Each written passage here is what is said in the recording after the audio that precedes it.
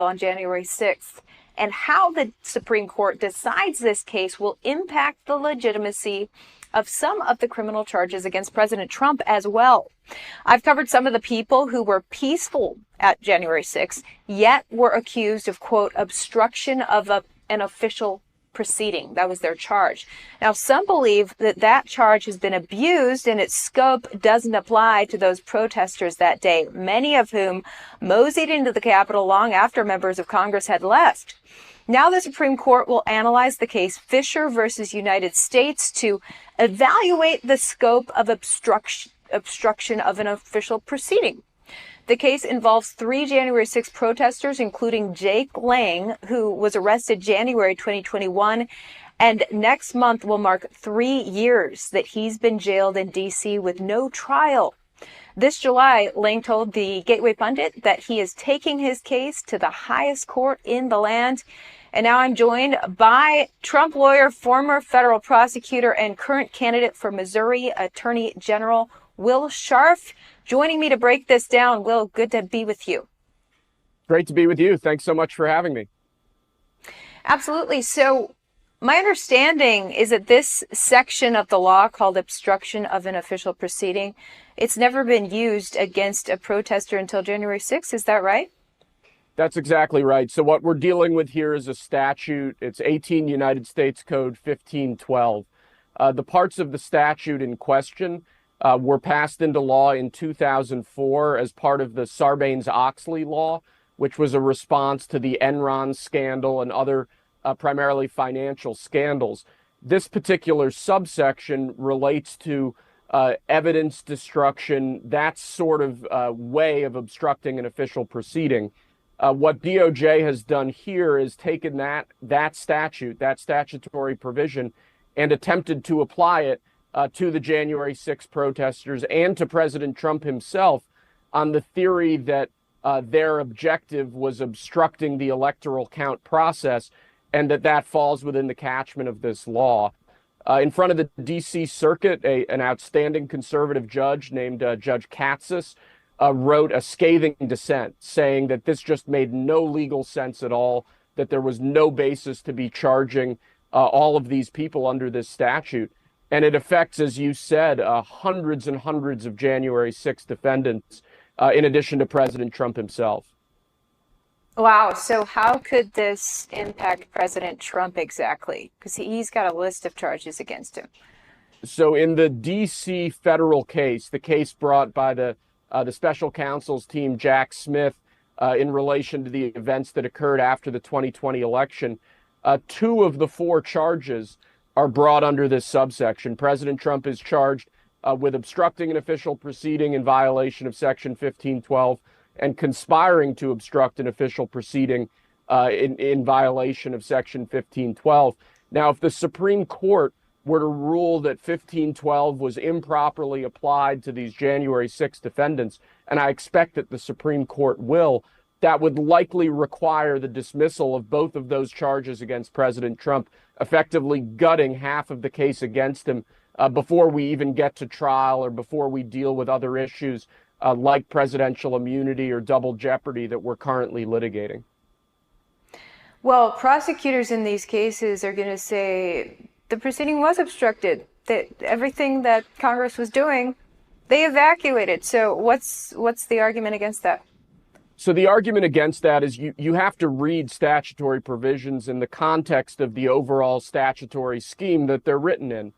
So in this case, this subsection of 1512C2, is written in the context of a number of prohibitions against evidence destruction, against obstructing proceedings for corrupt purposes, by the way, and that mens rea requirement is very important, but it's obstructing official proceedings through making evidence unavailable for examination. That's really what this statute is trying to get at. So attempting to shoehorn protesters in the Capitol into this statute that really deals with evidence destruction it doesn't work. And then on top of that, you have to prove corrupt motive. You have to prove that the reason these people were protesting the way that they were, the reason somebody obstructed an official proceeding was to achieve for themselves a benefit that they wouldn't have otherwise been lawfully entitled to. And proving that mens rea requirement is going to be incredibly difficult, I think, at the Supreme Court level, and also in the pending prosecution against President Trump, regardless of what the Supreme Court decides to do here. Wow. Well, Lang, he's been in jail for about 3 years. How, Supreme Court, how long is this going to take for them to make a decision and for him perhaps to get some freedom for himself? We expect that the Supreme Court will rule by the end of its term this June. But as you said, that's little comfort to the hundreds of people who have been prosecuted, in some cases convicted and put in prison based on this flawed understanding and flawed application of Section 1512. And the January 6th stories, many of them really are tragic. I was speaking to a Missourian about a month and a half ago from Vernon County in western Missouri. He's serving a year in prison for totally peacefully protesting in the Capitol. He walked in through an open door. When they asked him to leave, he left. And yet he is sitting today in federal prison for engaging in what I believe is core political speech and peaceful protest. It's un-American. It's tragic, and hopefully the Supreme Court will do something to alleviate the situation that's been.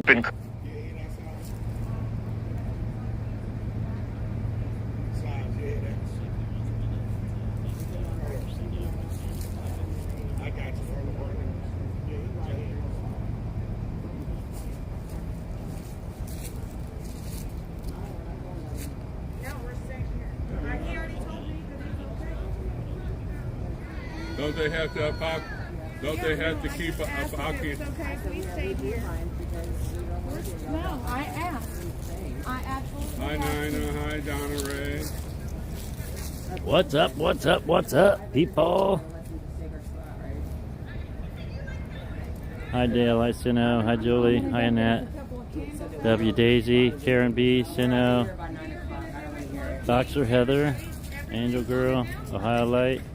Dana. Don't they have to keep that occupation there? Nope, that's a bright light. They can't move, right? Lori Wubin, welcome. Hi, Karen.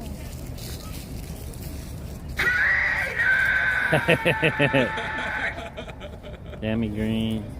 It's happy Friday fun night, everybody. Yeah, boy. Yep, let's enjoy. Hi, Sooner Lady.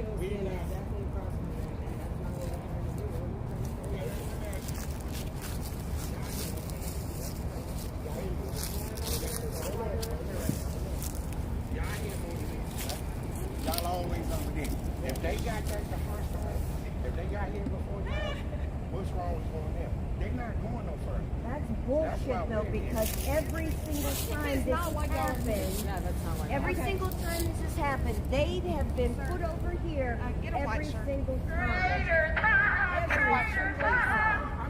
Look, y'all go ahead. I'm not trying to cause a fuss. No, I'm not going to fuss with you. I'm not going to argue with you. Better be filming Go ahead this and do shit what you right want to now. do. I am. Go ahead. Is They there, have to stay down there and occupy their spots. I don't, All right. So, I don't see the problem why we. live streamers, we are going to have a bit of a late start. I don't know who's facing me or who's not facing Well, we me. got the speaker over there. Because they Going disagree this way. with what we stand for. So, our stance right now is that I don't want to go down there and engage with them. I don't see why we can't stand right here and be out of the lane of Right, traffic. there's no reason. And finish our vigil. It's an hour and a half time. I do not want to engage with those people. Exactly. Our community is already going through a lot of really high moments and a lot of really low moments right now. And they are here to disrupt that. And I just don't think that's fair. There's no. I just want to stay right here and not engage. Y'all are asking for people that are already upset to get more upset. I don't want to go down there and engage with these people. So I'm going to stay right here. No. No problem. Got the fence up. Either one on that side or one on that side. They beat y'all here today because your guy didn't show up. Your guy didn't show up. Yeah. Okay. This vigil has been going on for 500 days. Yeah. These people want to come out here and agitate us, and you're going to back them up, and I get No, that. no, So that's what the I'm same gonna thing they say say to you, about sir, y'all. is you're making me go down there and engage with these people No, who are already you on this hostile. side? You on this side or they on No, that I'm side? right here. You give me one reason why I'm not allowed to be right here. That's not. Not disturbing the neighborhood gate. Right here in their back door. No, sir. I've already talked to our people. I already had a plan with them. Are you serious? They're gonna come in here and do the same thing. Vigil. It is They're gonna do the I same asked thing. when I came up here, is it fine that I stand right here and that man right there He said doesn't yes? know. No. Oh, He so, said you're supposed to be down okay. here. I want a white shirt. 10 p.m. Right? What time is it? I was just wondering, what time does the sound ordinance begin? Is it 10 p.m.? Okay, so we'll be out of here by then. Thank you. I don't know. That's weird. They're trying to force us. They want to force us to go down there. That's crazy. I never heard such a thing. It's just Given in wild. tyranny after 500 We are on this side. 500 feet away. We're right here. Yeah, it's just they got here first. So we tried to stay up. We try to stay up here where we don't have to engage with them, not have any problems, and yet they're trying to force us to go down the road and have to hear their nonsense. That is ridiculous. And this is public. Have a good night, okay? Yeah, thank you. That's ridiculous. Loving your car. Thank you. I worked for my birthday last year. Oh, nice. It's beautiful. Is that a Chrysler? No. I can't see. I can't see. I saw the like wings over here on the rim. It's been a year and I still don't know everything about Chanel. I mean, you got Poppy over there? Yeah. Uh-huh. You too, baby. Thank you. You know exactly what we do here every night. They beat you all here. I'm not saying because they beat us here doesn't mean we gotta stand directly across from them and let them scream at us. We make them stay on the other side. Yeah, and we're on this side of the pit. We're not gonna do Come on, that. guys, let's pray. Okay. Let's pray. On the night that people all up through here. Sir, we made sure that you all had that side. Even made sure we had people out here that night to ensure that they wouldn't come and disrupt what you And had they were all up to here, do. Okay? weren't they? They came up here later, okay, but they had a large influx of people. It was All earlier day. than what it is right now, okay? And all night they were getting out of band. They're trying to force us to go down the hill. So we really want to get technical. We made it our business to ensure that it would be no confusion. Only thing I'm asking you all, how about one of you walk down here with me so you can check the grass area out down on the other end, right down here on this side. See if you can do it there, okay? Instead of That's right now, that's going to just bring that noise up We're here. not trying to bring noise. We're not even turning our speakers on. We're literally standing here with our I team. understand what you're saying, but they're going to Oh my come this gosh. way, and they're going to be yelling with the loudspeaker, and they're going to have a problem. We're not doing yelling. We're not doing that. they're the ones making all the noise. Maybe moving forward, that y'all get somebody here earlier like you used to do. I've had the You had noise that little guy ordinance that was coming statute out here sent to me. early, We're okay? good. That would be the easiest. I ain't trying to argue back and forth with you, all right? I understand how you feel about it. But at the end of the day, I'm just trying to be as diplomatic as I can. I am too. I am too. I'm absolutely trying to be diplomatic. Hi, Katie. How are you? People down there who do nothing but Huh? hated us, and I'm trying not to engage in that. I'm really trying to rise above it by removing myself from that, and you're not allowing it. Well, no, And that is what I want to say. This is what we're going to do, Nicole. We're going to stand here. And that's exactly we're gonna what's pray, happening. And we're going to talk to our people. And we're going to leave our music off so we don't disrupt any of these people in their neighborhood. Whatever those people do is on them. Let's pray, y'all. Come on.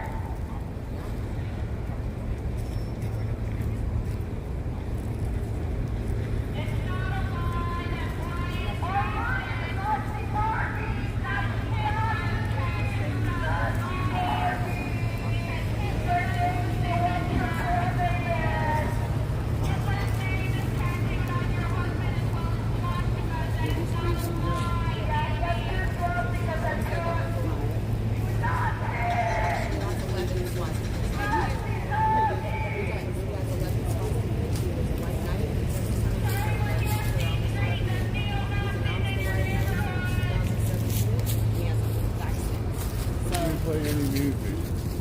I don't know what to tell anybody about Don't that. ask for any music. I was not with him at that time. I can't answer for that.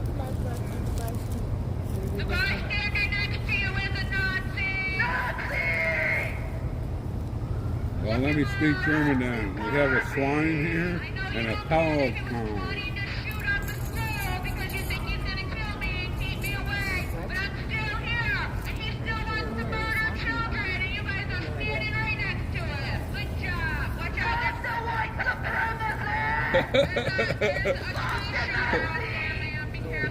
Be careful of the Nazis up there.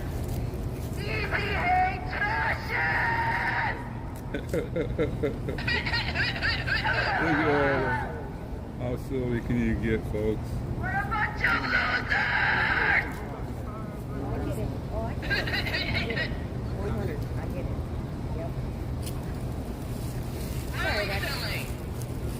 You want to hear something silly? Yeah. The Pelican Popo. Yeah.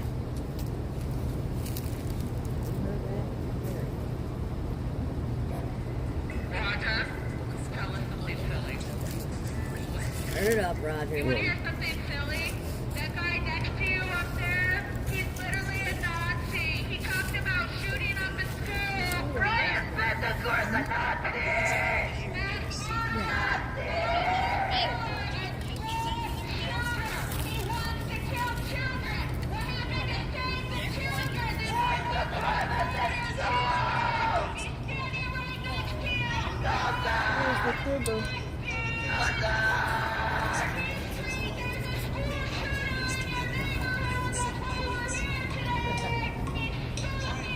That's why they Right. Right. Okay, well, I just wanted to make sure.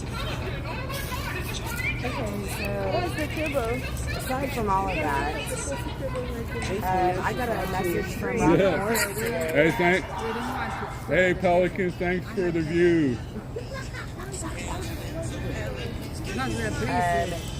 They don't want to Robert Morris is looking for a book called A Gentleman in Moscow. Oh wait, no.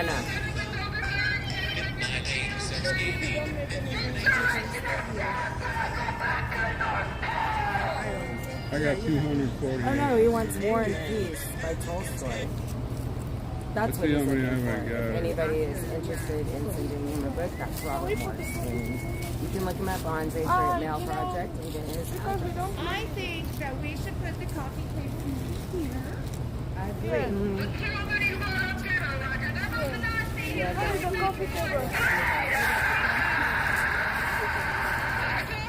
That's how much they watch me. They love me. That's where they get the real news, everyone. Hi, Jamie. Don't you guys love Helena? Tammy's sweeter. You know why she's sweeter? Because Tammy's Nazi husband beat up another J6er in jail. Not the first time. They're running a Nazi gang in there. That's Yes, how I have to do everything.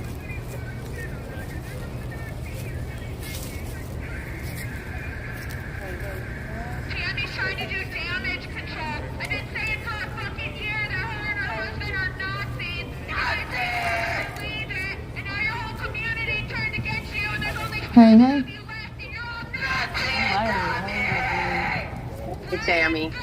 So I had a couple things I do here in California, trying to enjoy my time and things.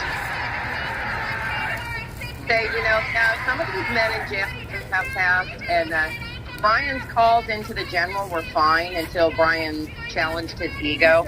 Brian's past is not new news to anybody, so I find it interesting that now it's an issue with the general now that his ego is hurt.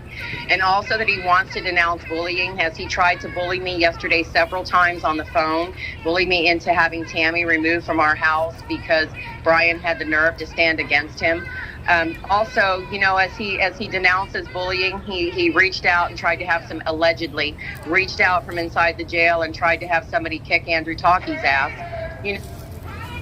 When he couldn't bully me into his way of thinking, he severed his friendship with me and blocked me from his public, his social media, which, I say, And so, you know, he did put me on a 3-way call with Isaac. And at that time, I didn't say I did not care. Of course I care. Jail for over 500 days now. I also want to say about the Eagle's Nest, it doesn't belong to Hitler. It has nothing to do with Hitler. It's the name that we named our house, took it back, Germany. So, you know, that really has nothing to do with Hitler. And also, as far as Tammy goes, her dedication and her commitment to this community may be matched by a few, but it's not surpassed by anybody. She spends 20 hours a day on the phone advocating for these people, trying to raise funds for them, and trying to make sure they have the context that they need. So for people in this community to come after Tammy because of something that was known about her husband months ago, just to soothe their broken egos, is just reprehensible. So what I have to say to the general and his little partner in crime is good riddance and good day, sir. Yeah. Good day, sir. Good day, sir. Good day. Yeah, I said good day. Okay. Around that screen and stuff. I'm thinking about you and I love you and I'll see you soon. I love you too. Enjoy your time at home. Thank you, baby. Good night.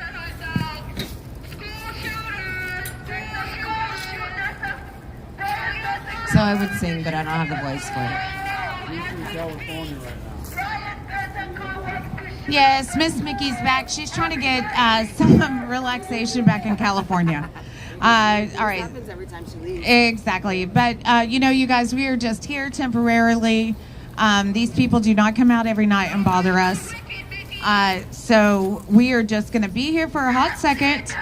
We're going to do our thing and we're going to go home. I don't really see any need for us to engage in listening to the spews and everything that the hate that they're spewing down there.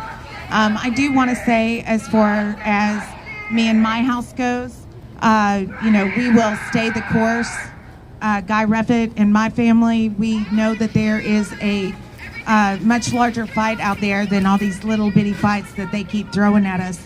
So, you know, it is time to rise above, and it's time to unite and unite or die. And I want to give you a little something to think about, is that 250 years ago at this time, the Sons of Liberty, they were plotting what? Well, not only the revolution, it was the Tea Party. The Tea Party happened 250 years ago on December 16th. And, you know, the Sons of Liberty went through a lot of opposition. They went through their families being, you know, basically tarred and feathered, you know, and you're looking at people's names being marred and their reputations being trashed publicly and losing their businesses and losing all these things because they believed in a bigger picture. And I'm going to keep believing in that bigger picture. I'm going to hold the corner as long as I can. And whether it be tonight or, you know, tomorrow we'll just go about doing our business. The same thing we've been doing for 501 days, we'll be doing for 502 days. And it doesn't matter what gets thrown at us. We're out here for the reasons that, why are we out here, Trooper? Trooper! That's right. Why are we out here? Why are you watching, you guys? Y'all are watching to make sure that there is justice in the United States still, and that there is a place for us to go. It is the last great stand. So let's have a good night. Like we said, you can't be on this corner. Pick one. Hey, hello? Hello. Gary? Hello, hey. It's me. I'm going to hand it over to somebody else real quick. They want to talk, so we'll go ahead and hand it over to them real quick, all right? All right. All right.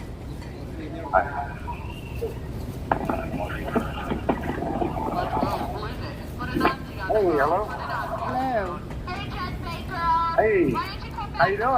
I'm good. How are you? Am I on live? You are alive. Oh, hey, everybody. This is John Mellis.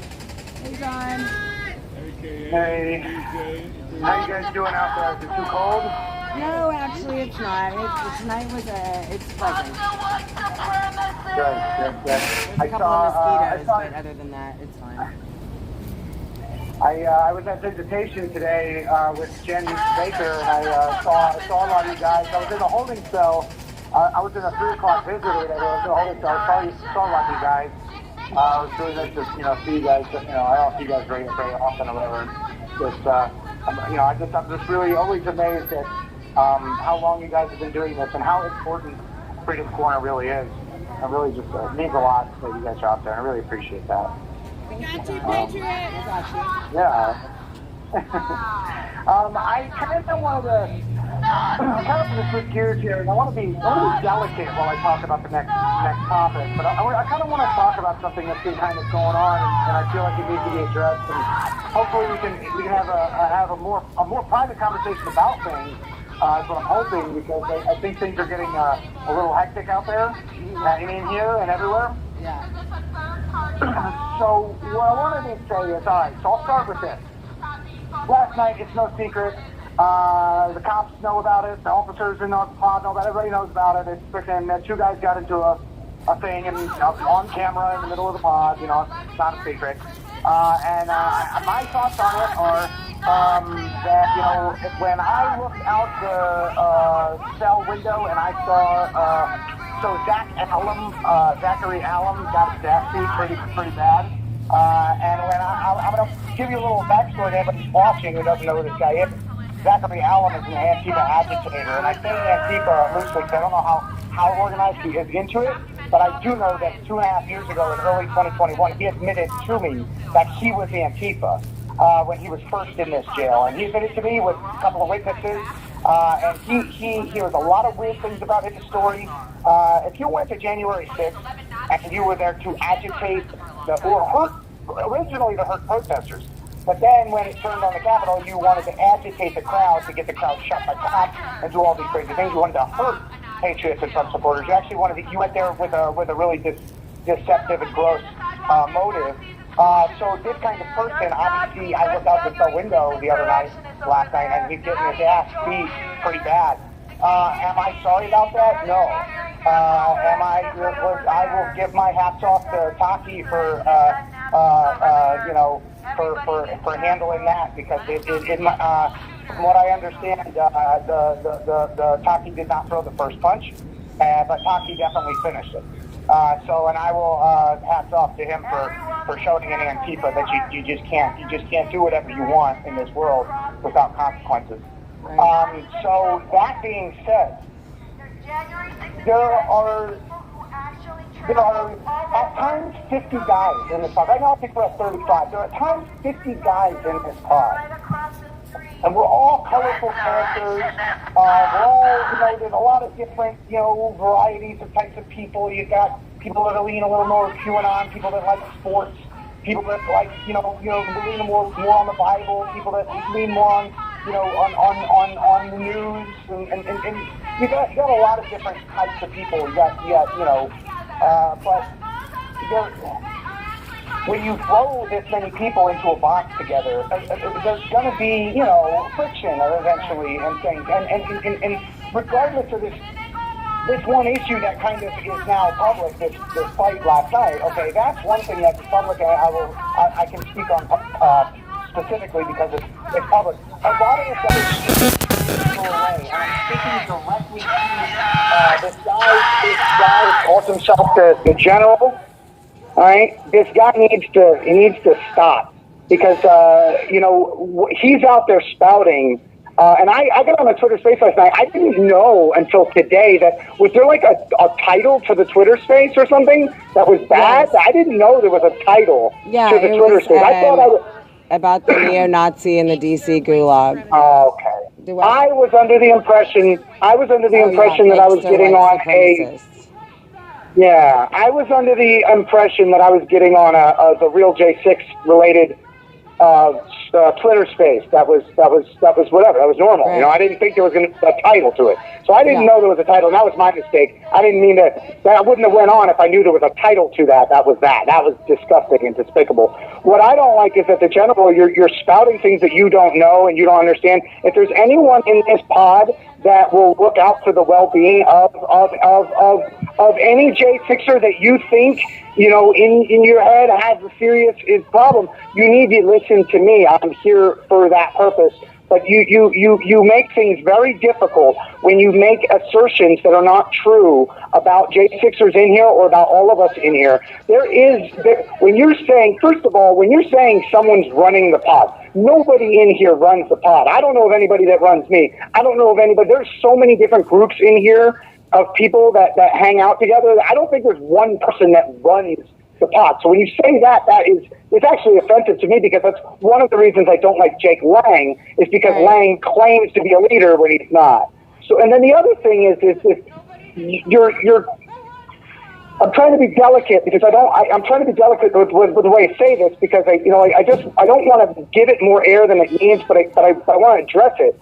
Right. You know, as an adult man, Mr. Eric, whatever your name is, general guy, you have to understand that growing up is not all peaches and cream for everybody, and sometimes you end up in a really despicable prison or a place that you never thought you were going to end up in possibly Texas or California or any number of states where you're young, you're incarcerated, and you have to join a situation in order to avoid broader situations, okay? So we're talking about like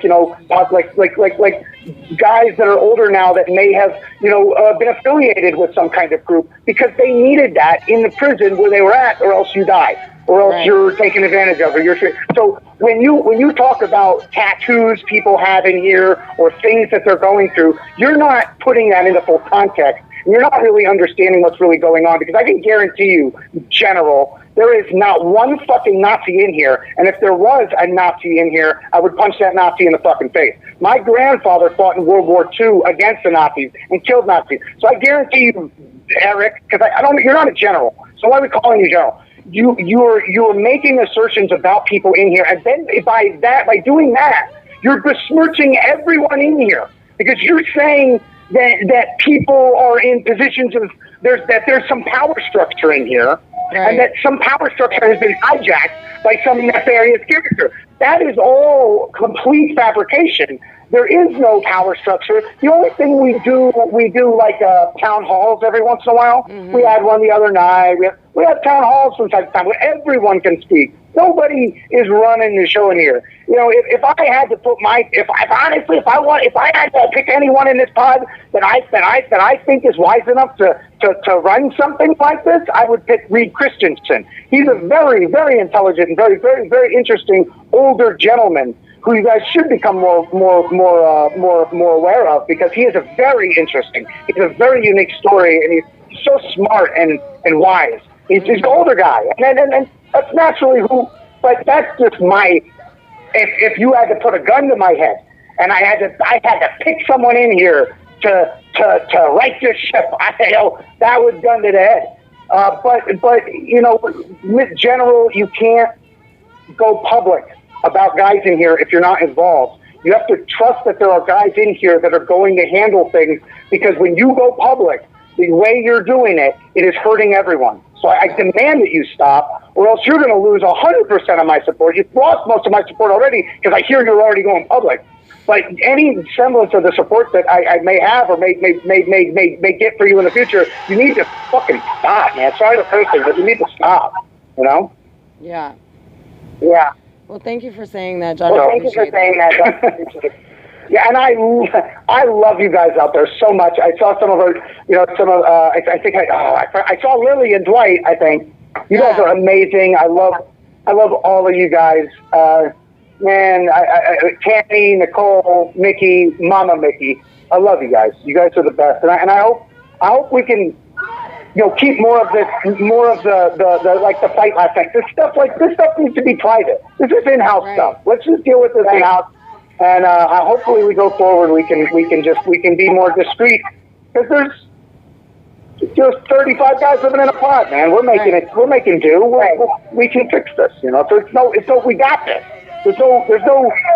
We don't need it exploited or made to look bigger than it is by someone like the General, who's going to blast all over the internet that we're all fucking neo-Nazis or something, which is just fucking makes me want to smack the shit out of him, which is gross. So he needs to stop. And I appreciate you guys for giving me the platform to say this. We love you, DJ Jerome. maybe for Christmas, we're going to have a Festivus party on the 20th. So maybe for Festivus, DJ Jerome could come out. For Festivus, my sentencing is on the 20th. Your what? My sentencing is on the 20th, too. Oh, wow. Okay. Yeah, maybe you'll be on your way home and won't be able to do Festivus. But... Oh, man, I hope so. I mean, I don't know I don't know anybody who's got time served, but nobody's been sitting in prison for 3 years before they got sentenced yet. So, Yeah, well, Eric Christie got time served, and he was able to go home that same day. So, it's not unheard of. We can definitely be keeping our fingers crossed and keep you prayed up. Yeah, it'd be a Christmas miracle. It would be amazing. I hope to be out of here soon, though. And I promise, I have so much love for you guys out there, Freedom Corner. It really is something that's touched my heart for a long time, and I love you guys. You guys are amazing, really are. Thank you for doing this. We love you, Patriot. Thank you so much. Is there anything else going on? Oh no, we're just getting yelled at. Anything else, you guys? I don't know. I've probably been called about 30,000 times, and it'll happen about 30,000 more times. So it doesn't bother me, honestly, because I know who I am, and anybody that knows me knows who I am, and anybody that knows Brian knows who he is. So I'm good. I'm good. Yeah. No, and Brian is my brother, and I'm proud of that. He's a good dude, and everything's gonna be all right. This is just a weird time, Right. Well, and hopefully cooler heads will prevail. Like, everybody needs to just chill out. Like, chill out. Just stop. Yeah. Just relax. Take a beat. Let's take a breath. Yeah, regroup. Like, everybody needs to go take a nap and, eat a snack. And, then we'll talk about it again or something. Or not talk about it again. Just move the freak on, you know? Yes, I understand. Yeah. I completely agree. I think, I think hopefully he hears this. I think, hopefully he listens, and, we need all the support. You have 1 minute remaining. And I appreciate anything he does to support us, but right now that what he's doing is not supporting us, it's hurting us. So, no. All right. Well, thank you, John, so much for calling in, and think about it, DJ Jerome. I will think about it. December 20th, I'll think about it. All right. We love you, Patriot. Love you too. Bye. Well, speaking of December 20th, that is what? Have you all get away from your pictures so I can trigger them? Oh, okay. Step to the side. Let's do it. It's all over my screen. That's all we're seeing. Free Jan 6. Free Jan 6. Free Jan 6. Free Jan 6. Free.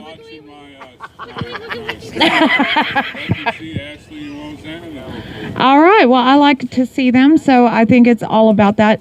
On the 20th, we are going to be, John Mellis gets sentenced on the 20th, and, he was in the first roundup of people, so it is going to be an ending and a beginning for him, depending on how all that goes. Judges, it is at their discretion, and so we will see. But also on the 20th, we are going to be having Festivus, and I did not coin that term, Festivus.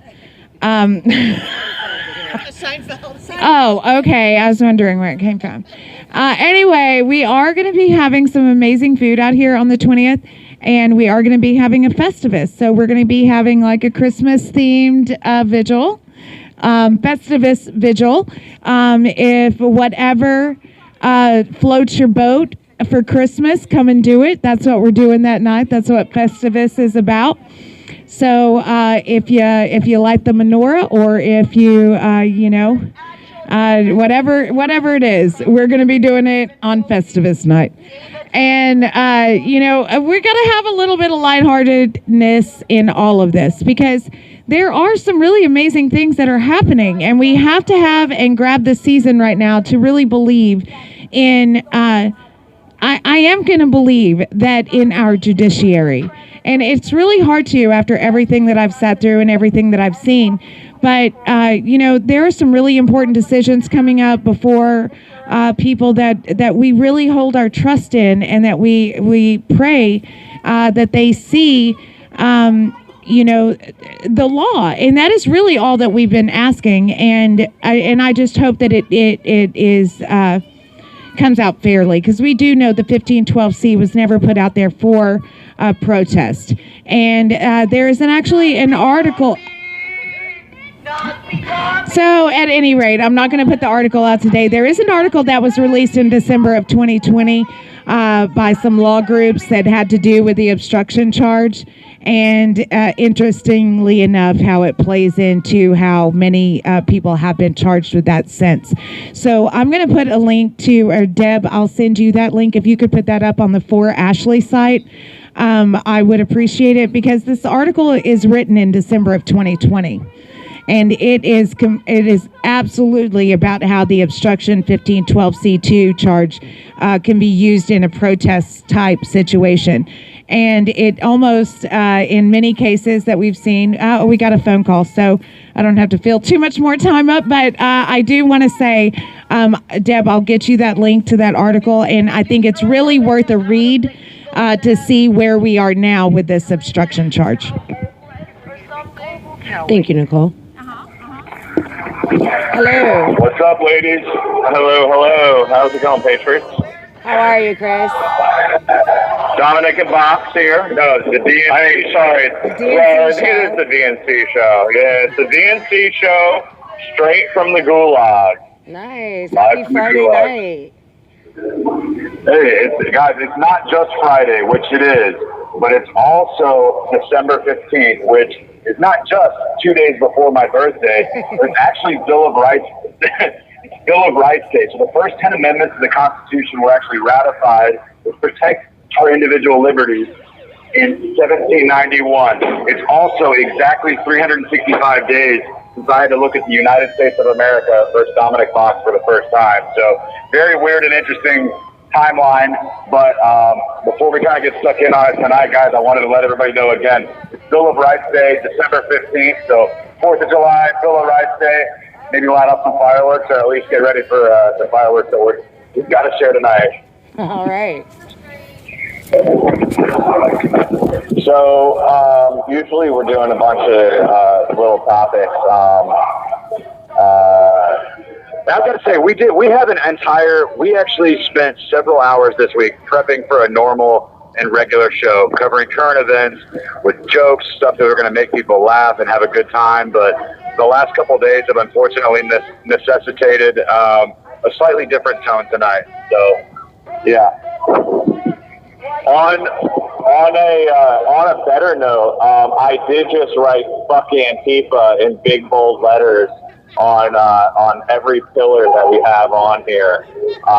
So, I know I hate to curse on here, but F Antifa.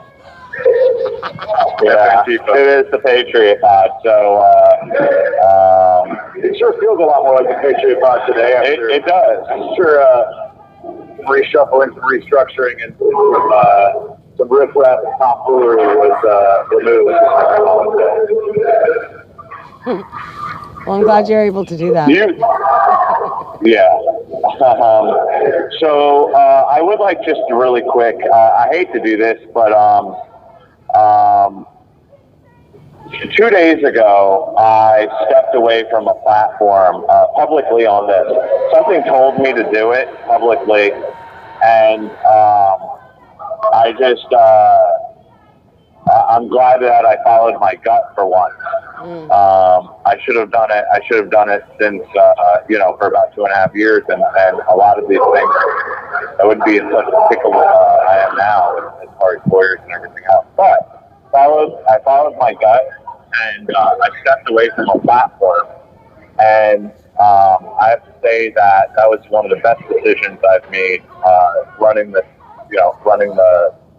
podcast and everything, or not running the podcast, but running just the line in here and everything else. All I can say is Dominic's Nana or Grandma said it best. Yeah.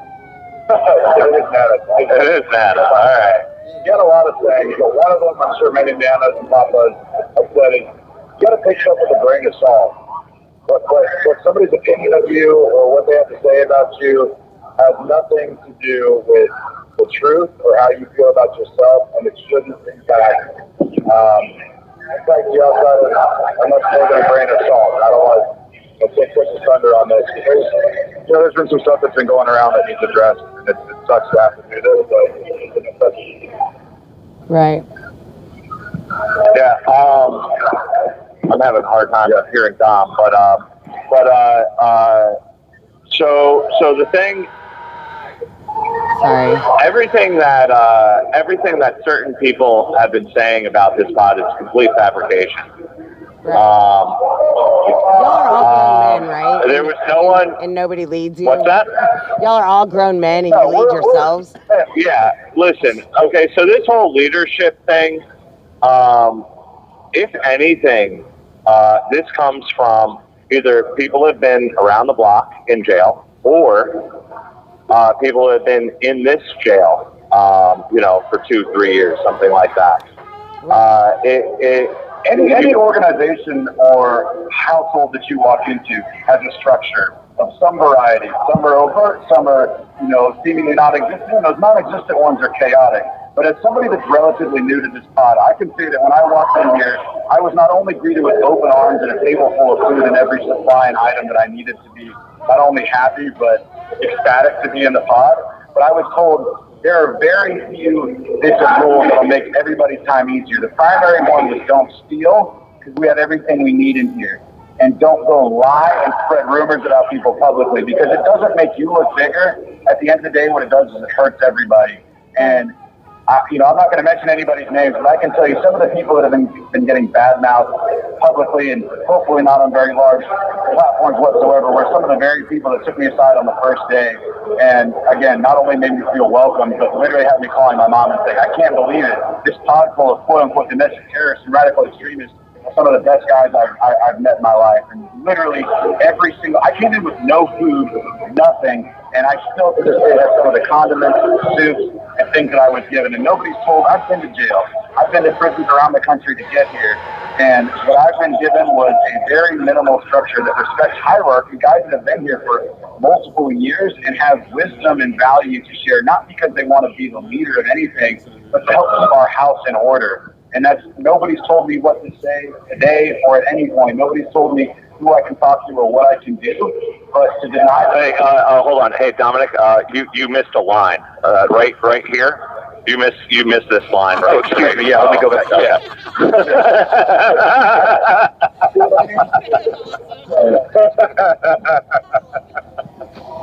And the one thing people have to remember, at the end of the day, we're in the Patriot pod, and 99.9% of us in here are in here for, I don't know about not wholesome, but we're in here for the same reason. And it's still jail. If you and we're going to prison soon. Many of us so you better get used to it. Right. And if you put your hand on an oven, you're going to get burned. The oven's not nice or mean. It's an oven. Yeah. All I can say is Antifa was a little bit, we'll call it under the weather. He was under the weather, and he came down looking for a fight. Mm-hmm. And he looked at one place, and someone was smart enough to say, hey, this is a trap, back away. And then he got sucker punched. And he was looking for a fight, and he found one. And the only thing, how I can describe it was there was, if you ever saw the old Undertaker, like when he's all covered in sweat and then he slices himself with the razor blade up top and he's just completely covered in blood, but sweaty blood. Yeah, that's what it was like. This guy went out of his way to picture in my head that you just created. Yeah, and that's what it was. The black hair. Oh, and don't worry, Tati. We got a lock of love for you. Got your ass beat, dog. Yeah. Wow. We got and lock, L-O-C-K, like of hair. We winded up picking that off the ground. Again, that's listening. I was at USP. And Tate says, "What's up, big dog?" If Taki's listening. Big dog, what up? So anyway, sorry. Yeah, no, sorry, not to jump in again, but like to everybody out there listening, I was at USP Atlanta, which was literally like gladiator school. Every day I saw people getting in. I'm not even gonna call it fight. I mean, people were just getting beat down, people getting stabbed, all kinds of crazy stuff. 99.9% of my time in here I've been laughing, I've been learning new things, and I've been having the best time that you can have in a lockup situation, and it's because of the guys that are in here and the camaraderie that we have. So nobody out there should think that anybody walks around on eggshells or scared or like they're going to get beat up or bullied, because again, you don't get burned by an oven unless you put your hand on the burner. That's it. And with that being said, so there was one altercation. I have to say the jail staff did a wonderful job in handling it, and that's all I'm going to say about that. They got to the. I mean, everything was on camera. Right. So there's no lying about this. There's no this. There's no that. With that being said, I also heard that there was a jumping of an individual. A young individual, and he got jumped by 25 people, and that never happened. He was never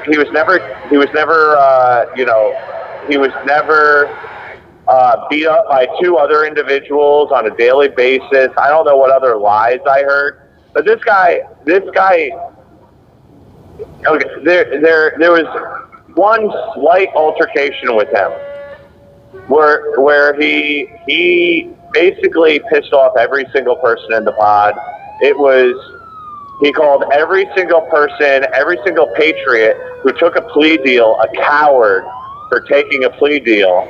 That did happen. He brought this up to a 90. And you know what? And then when someone walks out of a room and the remote is right next to him, and he tries to hide it underneath him, and like this is a big game. Oh, I don't have the remote. You know what? Listen, tempers are still flaring. You know, we're facing decades here, you know, of time. We've been away from our family for 2.5 years. You know, this is crazy. You don't do that to a grown man. You also don't do it to a grown man who works out every day, 2 hours a day. You know, and we're not. I mean, this guy's an animal. I said, and I just mean physically. Just respect the man. Respect the man. He's going to respect you. That's the biggest thing. That's what it's all about. Respect. Yeah. Respect. That's it. You know, I'll say this. I'm constantly walking laps, looking everywhere, keep my head on a swivel. I never saw this unnamed individual ever get touched, not even once. What I did see, and it was the day that this person came back in the pod, he was very kindly and respectfully talked to and said, "Hey, man, there's been these situations that have happened previously. Follow A, B, and C so we can all get to Z together. There'll be no problems for any of us." And unfortunately, literally immediately, the entire vibe. And what's crazy to me is there's another new guy in here, Rafael Rondon. I think you guys may have talked to him already. You might be talking tonight. Right. And I told him, "Hey, man, it's great in here. It's not going to be like anywhere else you've been." And literally for the last week that Rafael's been here, it's been, you know, this other individual. Yeah, man. Hey, man, this is awesome. You know, everyone's cool, whatever. Yeah. It's not like there's this, oh, well, we have these set of rules and you, this, how. No, it's just respect, man. And that's it. There's, like I said 2 days ago, we got people from the north, we got people from the south, we got people from the east, we got people from the west, and then we got people from Texas for their own thing, you know.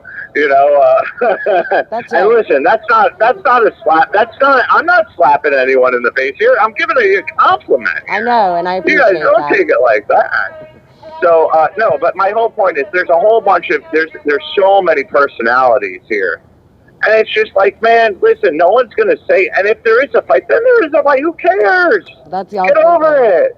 It shouldn't really, It is what nobody it out here is. should really even be discussing what happens in there. We don't know what's going on in there. Even if we're told certain things here or there from people that are in there, we're not getting the whole story, and we don't need to be involved in that stuff. That's y'all's business. That's it. And it's like, just relax. And the big thing that we want to express, I think, to everybody is, again, we don't have access to what's being said. We have to hear things through third-party sources, just like you guys out there hear things about what's going on in here. Right. But I want to express again that You have 1 minute remaining. this is the best experience I've ever had behind bars and behind a locked door, and it's a shame that other people seemingly made it their mission to disrupt that, because that's not what's going on. We appreciate all of our supporters. Everybody. And Dwight and Lily Yen, thank you so much for coming to see me today, and everybody else. I said from the beginning, 2 days ago, I said everyone is treated with respect when they walk through this door. They're given with a whole lot of respect and a whole bag of commissary when they walk through this door. No one's different. That's right. It's up to you. It's up to you just to be a normal human being. If you're an animal, you know, if you're an animal and you can't behave like a normal human being, then you're not gonna last here, one way or the other. Happy Bill of Rights Day. Happy Bill of Rights Day. Thank you so much. Thank you to everybody. Good night, Patriots. Thank you guys for being there. And fuck Antifa. Fuck Antifa. Thank you for using So another thing that every new inmate gets handed when they come into the pod is a list of organizations that they can get in contact with to help their families, to get commissary, to get secure packs. We tell them to reach out to not stand in the gap, because that's really when they go home, but American Patriot Relief is one of the main ones that I always tell people, get in contact with Mark and Jaleese. They're amazing. They do so much for our community, and they have all the resources, and if anybody out there needs help in some way, you can call the J6 hotline. It's 833-SAVED-J6. And there's some amazing people that volunteer and man that line. So if you need resources yourself, you can go and talk to them, and they will help you with whatever you're needing at the time. It's an amazing organization, and other organizations that you can reach out to are Condemned USA. Trinus does a lot with the legal stuff. Stop Hate does a lot. Dave does probably more than anybody will ever know is what Dave Summerall does. So, you can reach out with him. Patriot Mail Project, you can look on their website to find out where these guys are, guys that are from your home state. You can write letters to them, donate to their commissaries, donate to their Gives and Goes. There's a lot of ways to get involved, and to be a part of this movement. It's really not that hard, and I didn't know what I was doing when I first got here. I just was like, okay, I'm here. What am I doing? And I figured it out. I got a hold of a bunch of these great organizations that do everything that they can to support us, and I've just kept going since then. An inmate at the Washington D.C. So y'all know it's the Bill of Rights Day. That is how I got 1798 across the street. Bill of Rights I mean, you should admit it that your husband has 11 swastikas. Nazi coming. I shouldn't tell the truth, I guess. Hello. Hello. Hey, it's my time. I'm going to use it how I want it. For the next 15 minutes, we're just going to scream F Antifa. No, I'm joking. Here's back to your regularly scheduled program. Here's Taylor. Hey guys, it's Taylor Jonatakis again. How you doing? Hey, Taylor. I have really appreciated being able to call in so often and have my voice be heard out there. It's been a little bit of a wild time here in the January 6th pod the last 24 hours or so. And it's really interesting to watch all the different dynamics that go on here. But, you know, one thing that I'm constantly thinking about is where do we get our examples? Right. I hear you guys talking. What are you saying again? Say that a little more clearly. That is mosquitoes across the street yelling at us. So just continue. Oh yeah. So one of the things that I've always found is looking into the scriptures, and I know that a lot of people have different religious beliefs and things like that. But when I look at the life of Jesus Christ in the New Testament, one of the things I see is he's going through a court case. If you go read the Beatitudes, that very, where Christ kind of does the Sermon on the Mount, the first thing he talks about is going through trial. He says, agree with thine adversary quickly, lest he take you to the judge, who takes you to the officer, who puts you in jail until the debt is paid in full. And a lot of times what happens is we spend so much time disagreeing and fighting over inconsequential things that we lose sight of the real mission that we have here. Right. What's happening with January 6th is we have the largest case of entrapment the U.S. government has ever seen. And I'm not going to make a claim right now at this stage that the federal government trapped us. The left would say that Donald Trump entrapped us. But at the end of the day, when I was at the Capitol on January 6th, as I was leaving, I had the distinct impression that I had just walked into a bear trap. And that is what really happened, right? And so to think about the mission that we have here, the mission is to shine a light on this system. The mission that we have is to shine a light on some of the injustices that happen inside of the judicial system as well as the military or the prison industrial complex. Right? And I think the January 6ers have done a lot of good. I mean, I know I'm grateful for the conditions we have here in the prison, in the jail. I keep calling it a prison, but here that we have in the jail because of the people who've been here and have made their voices heard. And I'm super appreciative to them and to you guys for doing this. But one of the things that we have to keep in mind is that as we continue to go forward, everybody's got their own individual causes and individual issues, but we're all brothers and sisters in this. We are all being treated in a way that ultimately is not, the punishment doesn't fit the crime. Right. When I think about a crime is defined in a certain way when you deprive another person of their rights. Okay, so when you injure another person and you deprive them of their right, and it can be pretty varied how you do that. But Nietzsche once said that a criminal, once exposed to the criminal justice system, can no longer see the error of his ways. And the reason he said that is because as you go through this process, your rights are violated more than you ever violated someone else's rights. Does that make sense? Right. And so we've got to kind of keep track of the fact that it's not just us, the January 6ers that are in here. It's everybody that is a victim of the prison industrial complex. Mm-hmm. I mean, this is a for-profit enterprise, and there's a reason why the United States has the highest incarceration rate in the world.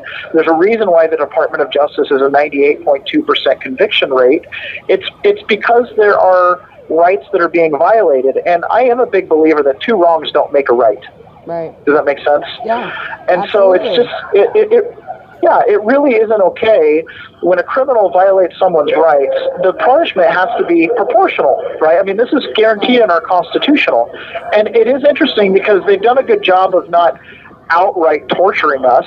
I mean, this isn't a Saudi Arabian prison. I don't even know if they torture people necessarily, but I assume they do. Or let's go Iranian, right? This isn't an Iranian prison. This is still the United States of America. But at the same time, the conditions here don't really make any sense. Like, I often wondered, is the punishment that I have to be away from my family, or is the punishment that my mattress is too thin and my back hurts? Is the punishment that I have to be away from my family and isolated society, or is the punishment to have a soy-based diet for the next couple of years, right? Like, what constitutes punishment in this system. And I think that that's a conversation that Americans need to start having, is what do we define as punishment, right? In my case, having me on home detention would have been a pretty significant punishment. But at this point, being in jail, and I've only been here a short time, this is like, holy cow. The officers that I was involved with on January 6th, all three of them said that I didn't hurt, harm, injure, or threaten them in any way. How is it possible that I'm here on assault charges and looking at 5 or 6 years in prison? That's just insanity that the people can stand for it.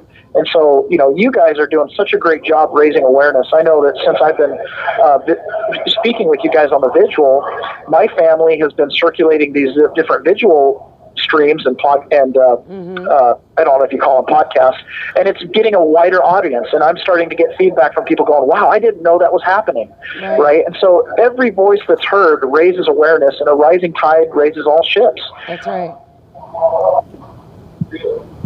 That's absolutely right. So yeah, you guys have been really great. I can't sing your guys' praises enough to your dedication in doing this. And sometimes there's just nonsense, right? I mean, you get 1,300 people in a group of charges like this, and you're going to have very diverse people with very diverse beliefs and very diverse ways about going about doing things. And I think it's important that we all try to keep focused on what we're here to do. We're here to get justice.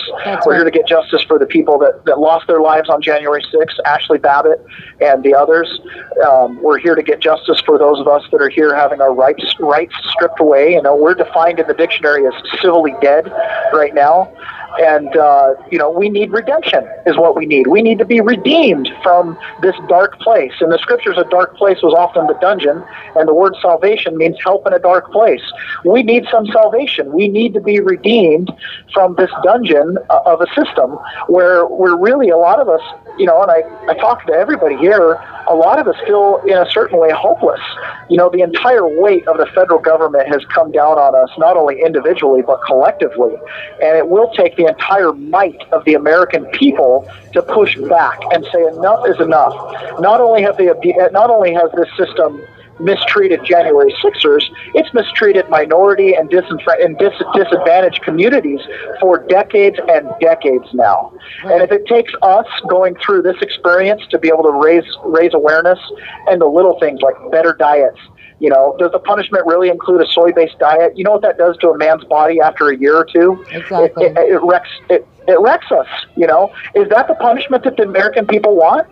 I don't think so. I don't think the American people see that. I think the American people know that prisons, the money for these prisons is not created by tax dollars. No. It's actually created by the prisoners themselves. When they're charged, there's a bond that's created that actually gets sold on the bond market. My bonds are being traded by Goldman Sachs and American Century Municipal Bond Fund. When you go purchase a municipal bond, you are literally paying the incarceration for somebody in many of those cases. So it's not like these are tax dollars that are being used. Right. These are literally bond dollars that are being created by the charges themselves, which, by the way, is why the government is incentivized to overcharge you. Right. Because by overcharging you, they overfund the accounts.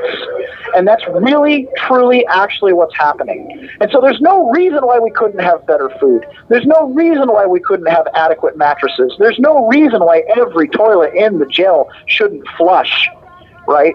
Okay. These should be just givens, because the punishment is not to go to a jail cell with an unflushing toilet or to lay on a hard, flat cot. The punishment is being separated from society and having your liberty taken and your movement. Does that make sense? Right. And so, that we really have to, as Americans, continue to raise awareness and add our voices to those that are out there speaking, and not let the little petty things come between us. There's more than enough out there for us to be successful, and I think you guys know what I mean by the pettiness, because it sounds like you've already heard a couple people talking about it, but it really is petty. Yeah. There's more than enough support out there for everybody if we just look at this all as a whole thing and go, look, let's raise awareness. Let's support the people that are being punished. And more specifically, it's not the men in here that necessarily need the support. It's the families on the outside that really need the support. You know, in my case, and I've mentioned this before, I've got 5 children still living at home, 17, 14, 11, 6, and 4. My wife has never worked. She's always been a homeschool mother, and now she's trying to put the pieces back together and trying to figure out how to continue on for who knows how long. So, yeah, you know, we appreciate your guys' support, and a rising tide raises all the boats. The more that we talk and the more that we raise awareness, the more the system feels the pressure. Today I heard one of the guards coming in and talking to Scooter, and he said, I don't know if you're aware, but we have supporters on the outside. And he goes, no, I'm very aware that you guys have supporters on the outside.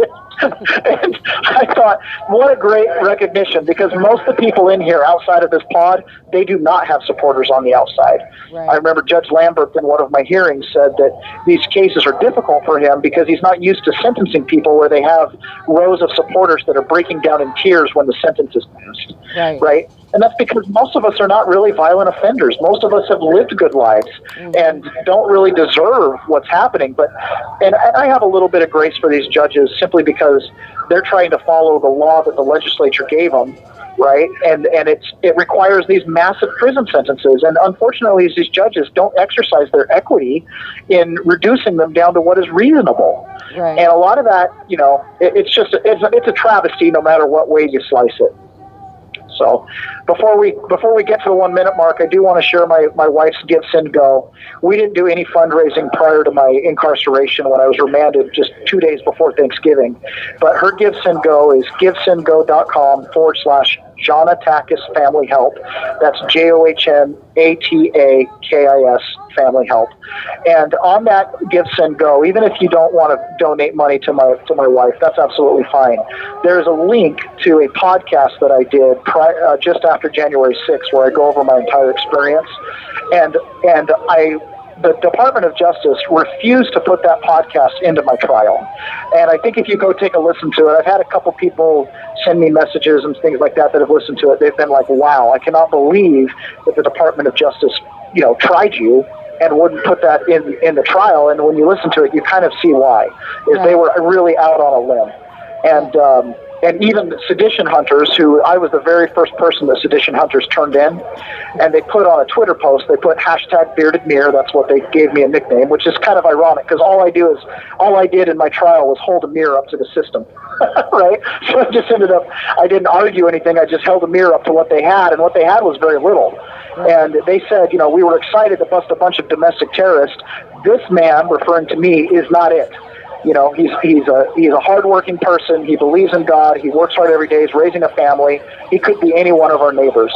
And that's really the tragedy of J6 is normal Americans got caught in a bear trap that they didn't need to be in and didn't deserve to be in. And the people that should have been responsible for preventing that trap from being set may have been derelict in their duty. And I'm not making any claims or accusations, just kind of saying it as a generality. You know, there were solutions that day that could have prevented every single one of us from having to go through this system. But at the end, I think it's good that we count our blessings and say, you know, at least we can turn this bad thing into a good thing. And I have been a recipient of those that came before through the DC Gulag and the Northern Neck facility and the other facilities, in the fact that they've been cleaned up. You know, the food isn't as rotten as it used to be. I mean, I heard it was much worse even before. So all of that adds up. And you guys doing that vigil night after night, you guys just make the biggest difference in the world. So thank you so much. We love you, Patriot. We got your back, Jack.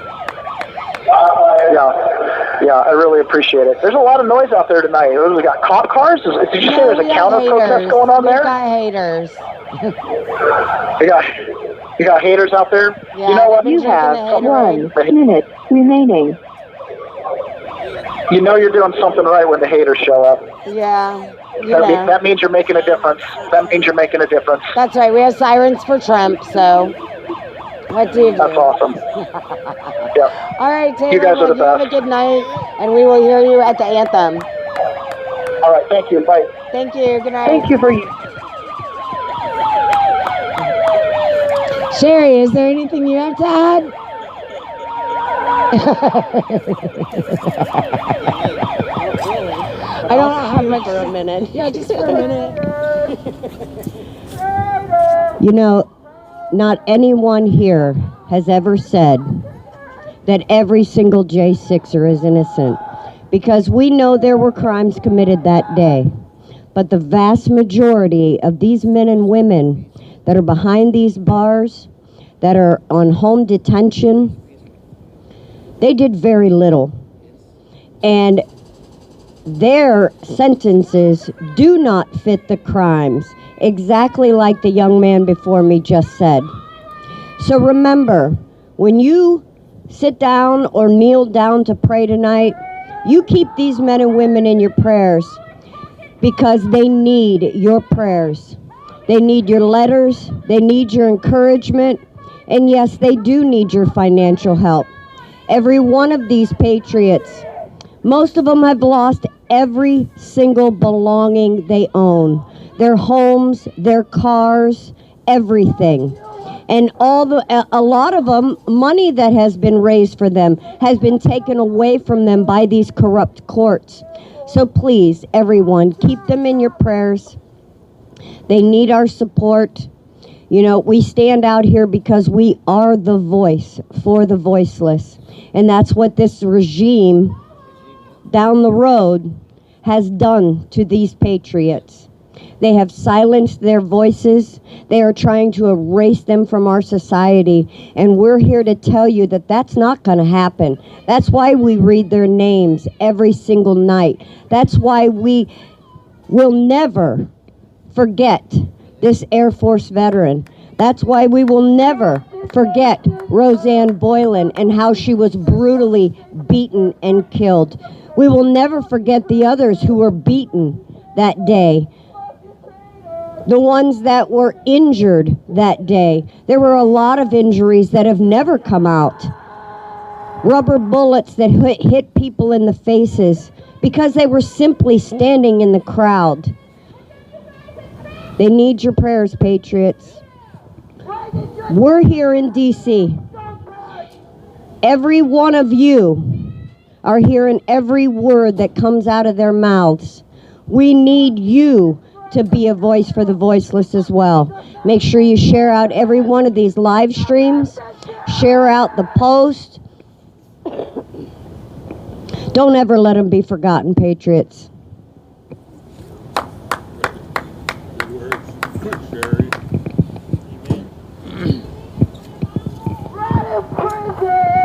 All right, we're going to go ahead and do roll call. Lives lost on January 6th. Ashley Babbitt, Roseanne Boylan, Kevin Greason, Benjamin Phillips. The following day, Officer Brian Sicknick. Rest in peace. Rest in peace. Those that are detained: Justin Adams, Michael Adams, Thomas Adams, Tommy Allen, Chris Alberts, Russell Alford, Noah Bacon, Edward Badalion, Daniel Ball, Thomas Ballard, Logan Barnhart, Richard Barnett, Pauline Bauer, Julio Bequero, Matthew Bedingfield, Luke Bender, Joe Biggs, Aiden Billiard, Craig Bingert, Joshua Black, Matthew Bledsoe, Kenneth Bonowitz, Dominic Box, Brandon Bradshaw, Larry Brock, Gabriel Brown, Jeffrey Brown, Jeremy Brown, Mark Brewer, Daniel Caldwell, William Calhoun, Jared Cantrell, Cale Clayton, Stephen Capuccio, Matthew Caspel, Donald Chilcote, Shondell Chilcote, William Cressman, Reed Christensen, Josiah Colt, Mason Corson, Bruno Quay, Matthew De Silva, Nicholas DiCarlo, Nathan DeGrave, David Dempsey, Lucas Denny, Robert Dennis, Timothy Desjardins, Michael Dickinson, Charles Donahoe, Joshua Doolin, Israel Easterday, Michael Eckerman, Jolene Eicher, James Elliott, Daniel Egvet, Isaiah Farnsworth, Brandon Fellows, Kyle Fitzsimons, Kevin Galetto, Mitchell Gardner, Robert Gieswein, Vincent Gillespie, Frank Gustino, Vitaly Gostiankowski,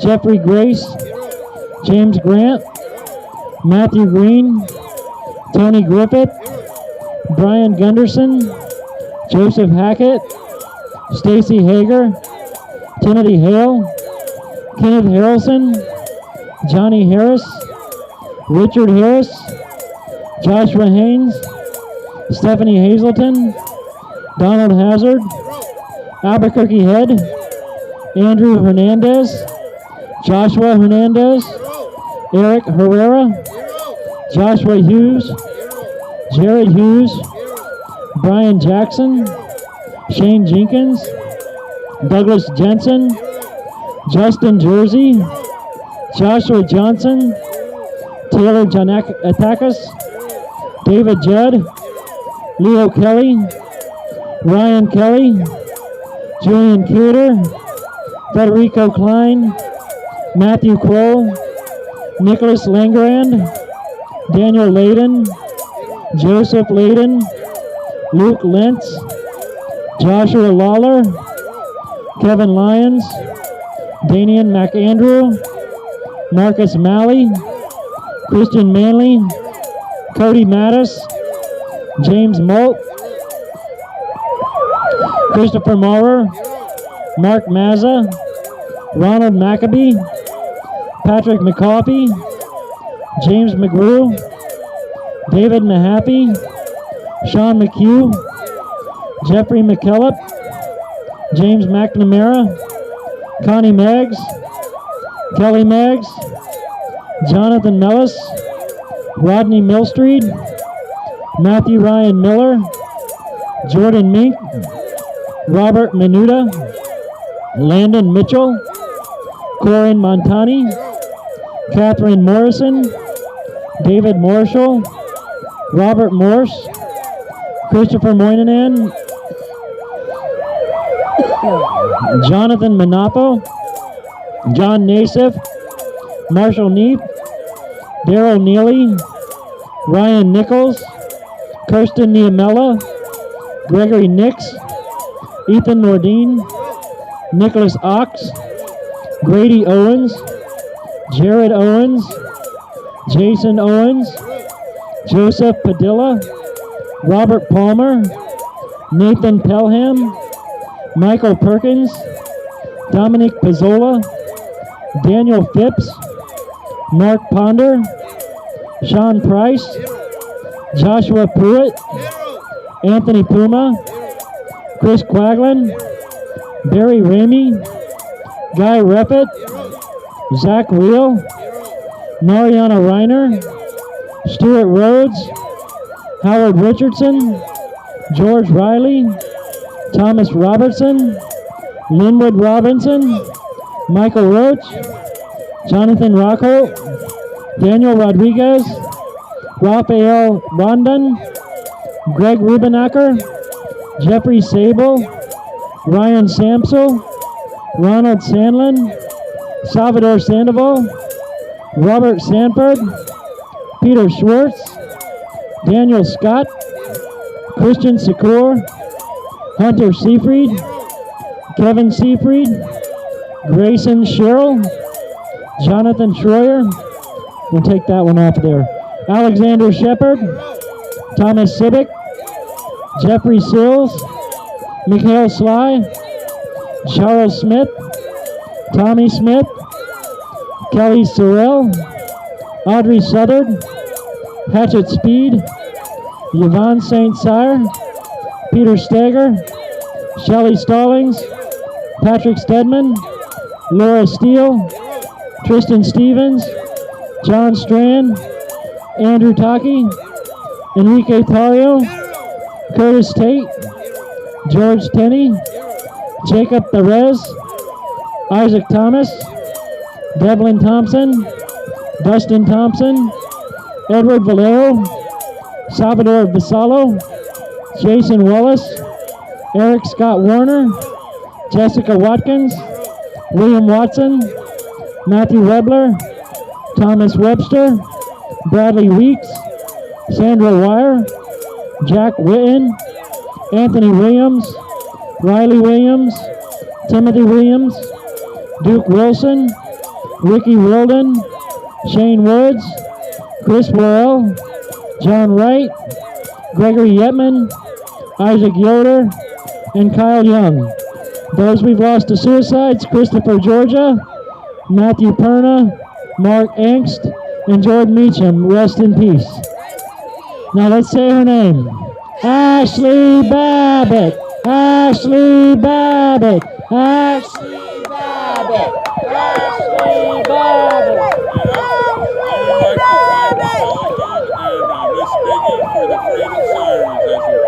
Yes, sirens for Trump. That's so cute. Sirens for freedom? Okay, I'll take that. Sirens for freedom, sirens for Trump, whatever. Sirens for J6ers.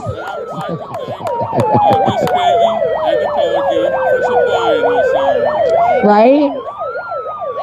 We're just so thankful for that. Sirens for J6ers. That siren is specifically for my J6er. Thanks, guys. We feel loved. You know, so many people have been talking about us lately that we just feel so important and loved. We feel so loved. They must be talking about you because you're doing something right. I'm either doing something right or I don't know. Whatever. You don't like me? That's not my problem. Sounds like your problem.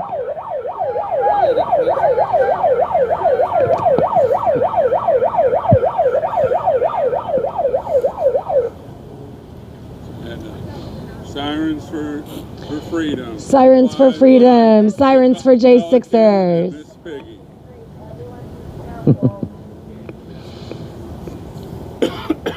They wouldn't be here if we weren't that important. Well, evidently we are very important. Yes.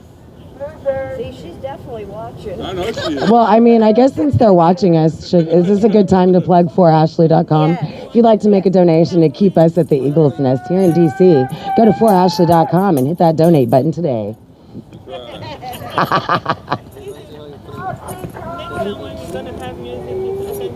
Of course, absolutely. You know, every single night we have streamers out here.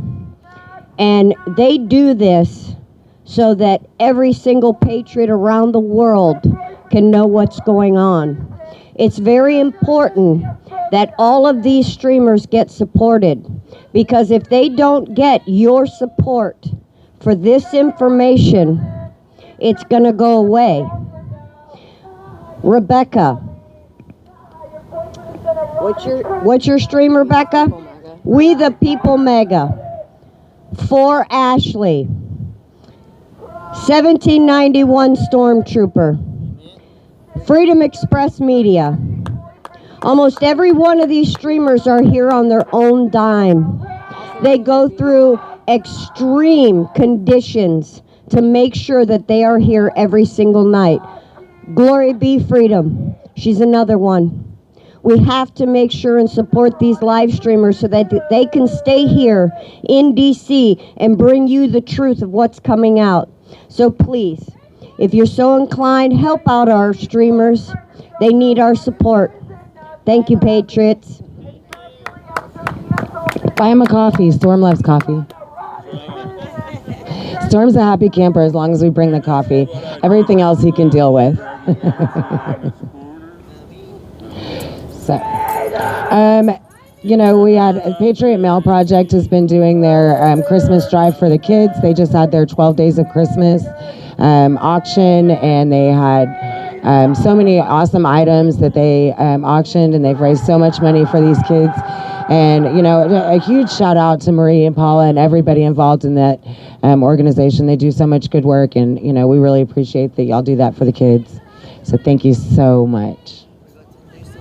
I bet she's the one that bought my hat shirt. It probably is. Who? She's the one that bought my hat shirt at the auction. Who did? The Pelican. Oh, because she loves you so much. She loves George. I mean, they can't stop talking about us, so they must love us. Stand up for our country, Patriots. We need you now. Thank you, guys. How's everybody doing tonight? Sorry we haven't really been able to chat, but, you know. We've been busy tonight, David. Yes, we have. It's been a busy day. It's busier without music. Isn't that crazy? So, Been a busy day. Visiting people. Oh yeah, we had some great visits today. I know I had a great visit with my husband, so that was amazing. Yay. And Jen had a great visit. Well, she had 2 great visits. And, you know, anytime that you guys have the opportunity, I know Allison from Katie's going to be coming in a couple weeks to have a visit, and I'm excited for her to get to do that. You know, and anytime I'll get the chance to come in and see these guys, it's amazing what it does for them and their mentality. You know, it really, it gives them a lot of positivity and it helps a lot. As well as letters, which brings me to Zach Reel and Jonathan Menifo and Stuart Rose. I have specifically asked for letters. They would love letters. If you want to. Mason Corson says he would love letters as well, and we could use some commissary. So if anybody is so willing, please, you know, throw a couple dollars for Mason Corson. Hey, Eric. How you doing?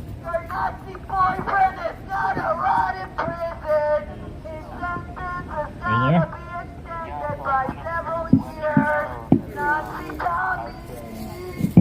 I've been out now for 2 weeks, and I've been home for about a week and a half.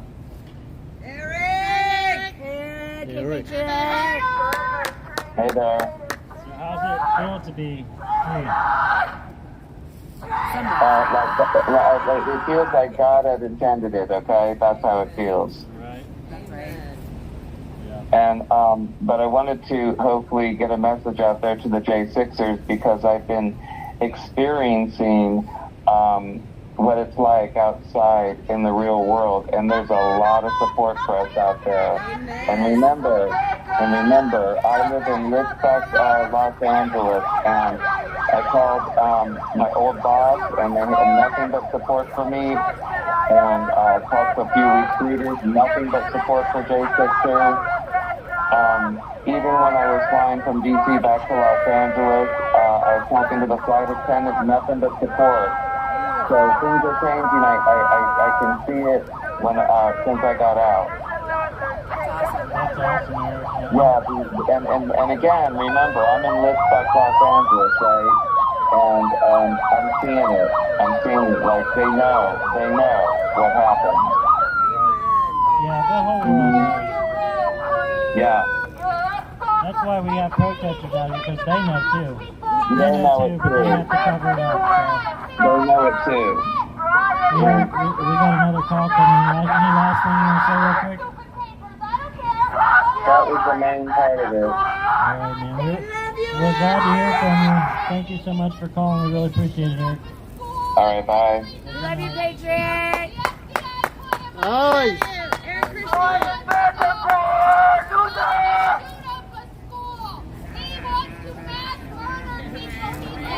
Hello!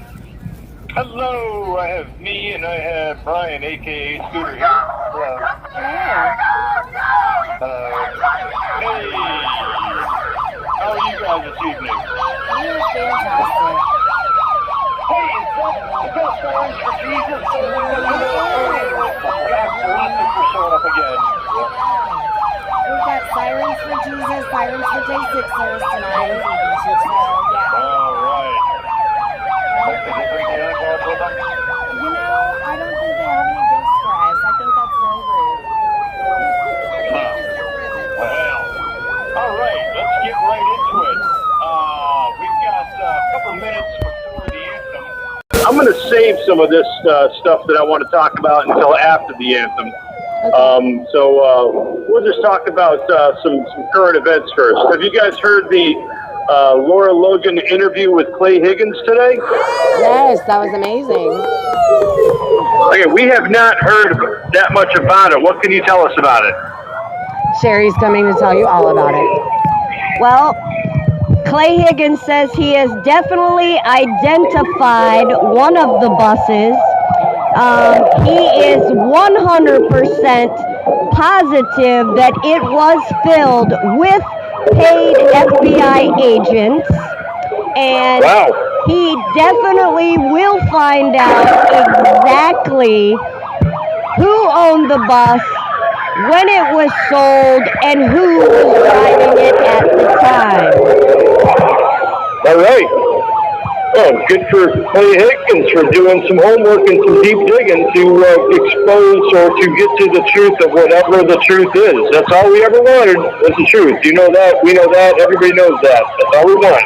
Absolutely, that's all we want for the truth. That's all we've ever asked for. He also That's right. Hold on. that the FBI agents were definitely, once they got into the train station, they all got together and powwowed their plan and then completely dispersed. So he is 100% sure that there was a plan that day, that government agencies orchestrated that plan, and he is going to get down to the truth. All right. Wonderful, wonderful stuff. We just gotta wait, like we're good at. We're good at waiting. So, amen. All right, we've got probably a minute and a half before the anthem. I'll wait until it turns to 8:59 before I give my announcement. What else? Other than that, we heard that the movie Let My People Go was released today, December 15th.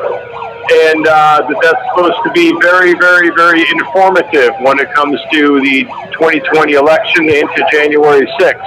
Now, we got the 1 minute warning coming up, so hold on. 1 minute!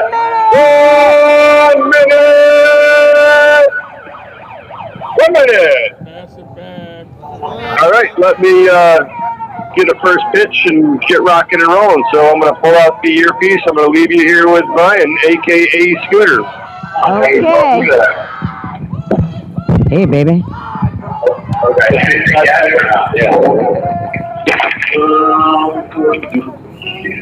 Perfect. I hope you read it, and I hope it's not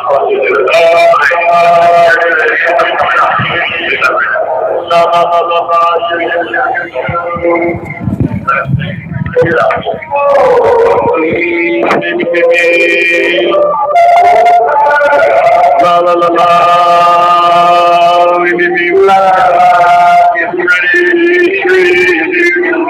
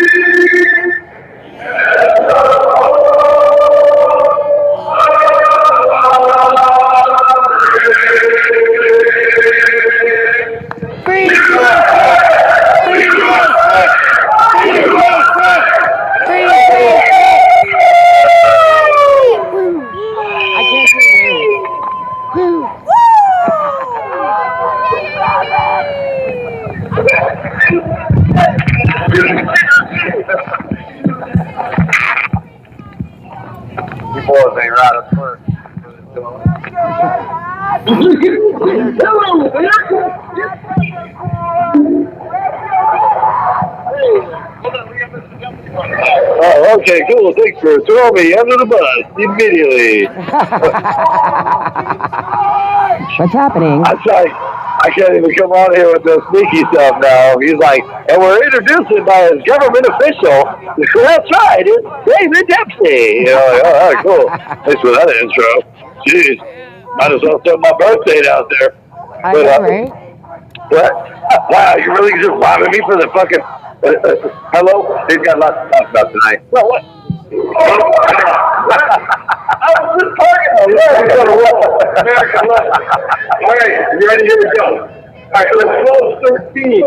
Guys, to hear the 15-12 charge, which is the obstruction of Congress charge.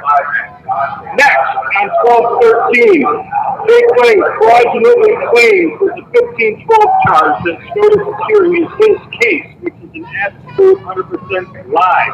It's actually Mr. Fisher's 15-12 case. Next, Right. It's a Fisher case. Brian, over here, to my right, confronts Isaac about broadcasting the anthem that makes its way to one of big social platforms. Right. Next, Isaac then lies and says that Brian and Andrew beat him, which is not true because Brian and Andrew were still in the pod. Totally understood. If you get in a fight, you go to the hole. Next, We can hardly hear you, Jeff. I'm sorry. Can you get closer? I was so sucking. Okay, let me. Sorry, are you there? Yeah, Testing, I one, can hear you two. much better now. All right. You want me to start again? Yes, please. Wonderful. All right, ready. On 12-13, SCOTUS decides to hear the 15-12 charge, which is the obstruction of Congress charge. Number 2, on 12-13, Jake fraudulently claims that the 15-12 charge that SCOTUS is hearing is his case, which is an absolute 100% lie. It's actually Mr. Fisher's 15-12 case that SCOTUS is taking up. Number 3, on 12-13, Brian, a.k.a. Scooter, confronts Isaac about broadcasting the anthem that makes its way to one of Jake's social platforms. Number 4, Isaac then lies and says that Brian and Andrew beat him, which is 100% not true, because if Brian and Andrew did, then they wouldn't be in the pod anymore, but they are. Then, somebody named The General, who, by the way, has never been in the military, and I think he's an armchair quarterback sitting in his mother's basement, Aaron Marta from Corpus Christi, Texas. He gets involved and tells Brian to lay off Isaac, or, quote, hell will rain down on all of us. Let me say that again. Hell will rain down on all of us. Then, number 6, Isaac is confronted again about broadcasting the anthem to Jake the Liar's platform. Number 7, Isaac then somehow claims that he got beat up at 6:50 p.m. last night. However, David Valentine saw him today at visitation, and he was 100% fine. And he also claims that he was beat up while he was talking to a lawyer. So, again, absolute 100% bullshit. Then, number 8, last night, December 14th, out of the blue, Zach Alam, a known Antifa member in here with us, comes out of his cell and for no reason at all confronts Brian and starts to pick a fight for no reason at all. Extremely uncharacteristic of Zach because he doesn't ever come out of his room. Then a number of us J6ers get between them and tell Brian, this is obviously a setup, do not take the bait. Number 9, when Brian doesn't take the bait, Zach then throws a punch at Andrew. Andrew then took care of business, and that's all I'm going to say about that. So let's break this down, see exactly what's going on here, okay? Number 1, Isaac is a troublemaker. He's basically a shit starter. He's a pro at playing the God-fearing victim. He's an absolute 100% liar. He's been caught in his lies, just like Jake has been caught in his lie. That's right. And both of them use God as their way to endear the public to him. I myself believe Jesus, 100%. I am not lying to you at all. Then, both of them are basically charlatans. They're fakes, they're frauds, and they're liars. They both play the victim, and they both play it well. Next, for the record, Brian is not radicalizing the pod towards any other agenda. He's not. We are all grown men in here. We all do exactly what we want to do, and we all rule our own lives, 100%. Let me keep going. Then you have this person named the General. I don't know who he is, and I don't care who he is. I find it extremely coincidental that as soon as this guy threatens Brian with, quote, hell will rain down on us, that within a day, within hours, all of a sudden, an Antifa, quote-unquote, soldier is then activated, who then, out of the blue, somehow tries to pick a fight with Brian for no reason at all. I know it. I saw the whole thing. So help me God, I did. Now, let's simplify this for those of you paying attention and those of you that aren't paying attention. Someone threatened Brian that pain was coming, and he didn't stop pressuring Isaac. Let me say that again. Someone threatened Brian that pain would be coming if he didn't stop pressuring Isaac. Then, pain came within 24 hours to Brian in the form of an Antifa member attack. Put two and two together. What do you think happened? Why do you think we've got counter-protesters out there on the night that I'm bringing this up? I'll tell you right now, because the General is a fraud, 100% fake fraud. He is controlled opposition. He's full of shit. He's in his mother's basement. He may do some good things, but do not trust him at all. I am officially demoting him from general to private last class. End of story, end of story, end of story, period. That is a major demote. Are you being bullied right now? Are you being bullied into saying that, Jeff? If you need help, say banana. The safe word is banana, Jeff. Say what? Say that word, banana. The safe word is banana. Oh, yeah. You're being bullied, say banana. All right. All right. So then, apparently today, you've got the General saying that Isaac was beat up, and he's asking for people to call the jail to get Brian removed. Right. Now, why? Why? What's the reason for all of that? I don't know. What's the reason? Tell me, what's the reason? And why would there be 24 hours from the time that all of a sudden pain was promised that now we had an Antifa member activated and sent down here, out of the blue, confronting Brian for no reason, unprovoked whatsoever? Why? Because they're all in bed with each other. You've got Jake the orchestrator, you've got Isaac the shit starter, you got General the handler. You have 1 minute remaining. And you have Zach the soldier. Right. I never get into this personal stuff. This disgusts me because it detracts from who we are and what we're here for, which is freedom, which is the America we all love. Exactly. So forgive me for dipping into this black pool of disgust, but the truth had to be told. Brian? I just want to say, since we only got a few seconds left, hey, Eric Braden from Corpus Christi, Texas. Who's Big Dick swinging now? Demoted. Yes. God bless you all. Move around, clown. You ain't welcome here to God bless J6 you guys. We love you. Love you, Brian. Love you, guys. That's with a period. Mike, drop. Okay, good night. Good night. So, I don't know if y'all can tell, sometimes I get a little nervous because I don't know what he's going to say. And I don't always agree with everything he says, but that's okay. Even if I don't agree with him, he's my husband. I'm absolutely going to support him. So, anyways, last song is God Bless You, God Bless America. Kick, thank you. We love you. I'm going to pray for you. We can end with a prayer. Yes, let's do it. Texas! Texas! Go Cowboys! Because of the men inside. Yeah, that's right. Let's get together and get some Jesus for the rest of the evening.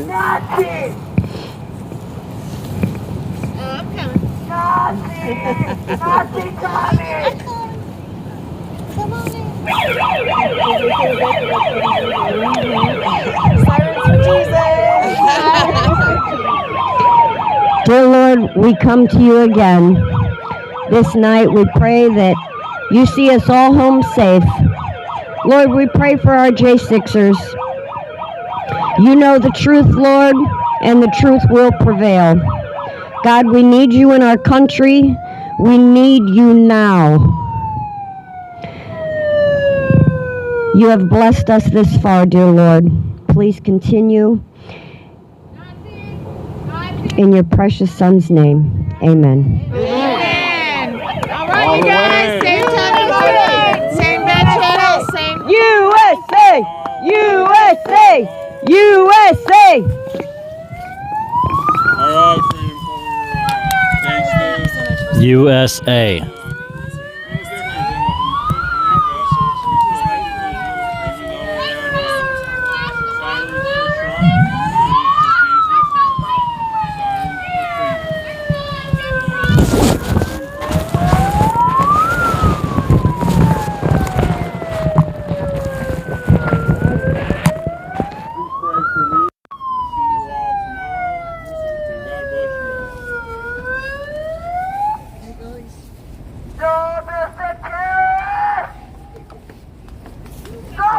No song tonight.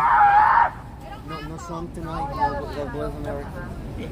I got a better home than she'll ever have. What happened to Helena? Where's Helena? Where's Helena? Where's Helena? Where's Helena? You picked out Helena. Hello. Domestic terrorists. Domestic terrorists. Domestic terrorists. Domestic terrorists. Domestic terrorists. Do you have the suitcase, please? I don't have it. Which flag this is? I have no idea. Yeah. No idea, man. All right, guys. Bear with me here. Bear with me.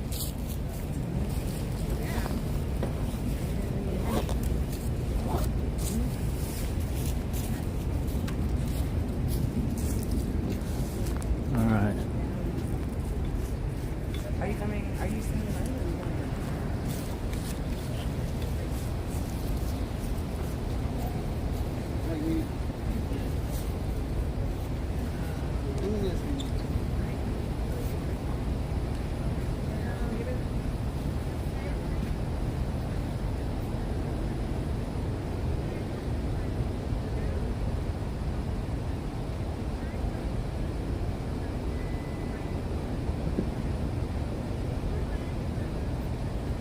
Why domestic terrorists?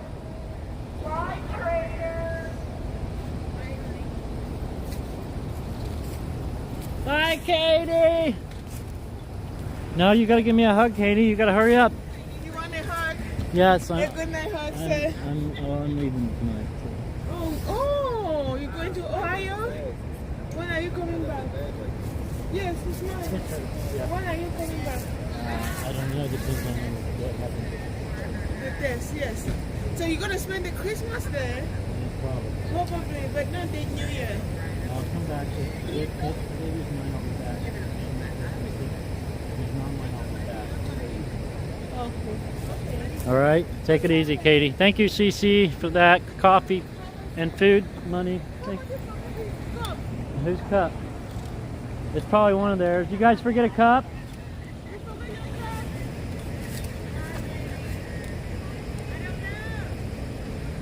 All right. Whatever. Thank you so much for that, CC. I really appreciate that. Hang out with us. We're gonna be taking a trip tonight. Hey, you have a good night. Thank you for your service. Hmm.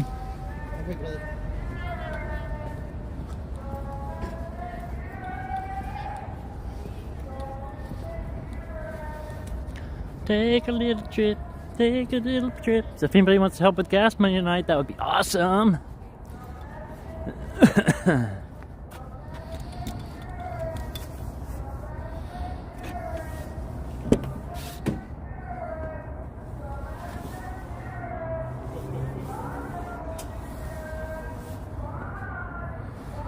All right, let me get this stuff here.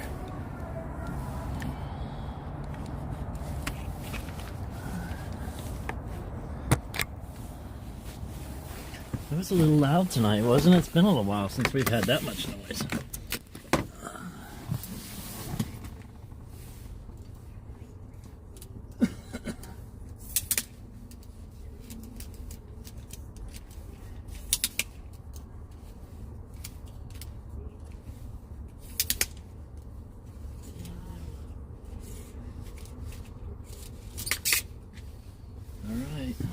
grab me a pop out of the back real quick.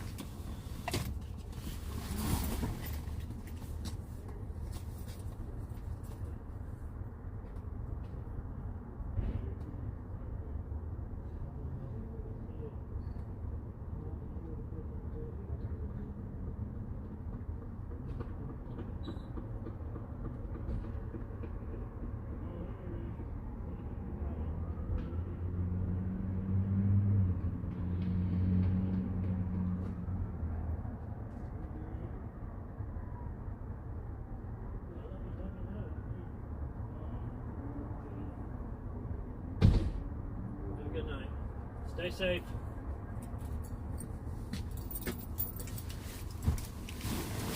Hey, that sticker on the back of your car looks real nice. You guys see that? I did that. Do. Did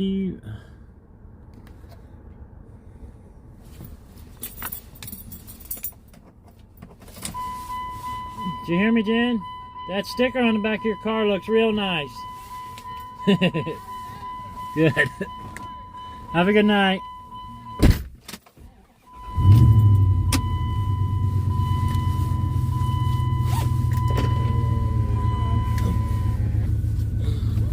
Make sure I'm in park.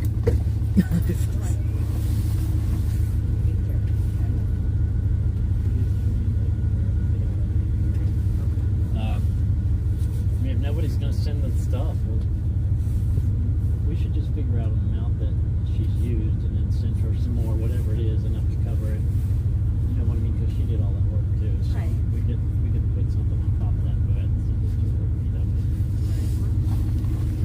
I mean, it's up to you. I don't care.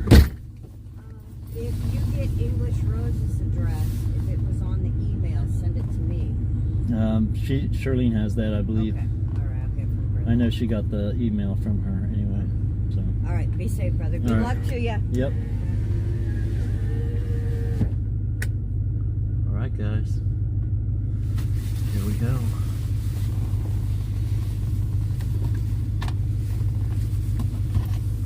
Here we go. Enjoy the show. Let's get some GPS going here. Eric had more stuff to say. You guys want to hear what Eric has to say? Let's see if he wants to. I don't know how. Here, let me turn my. Here, let's see. You want to call and talk?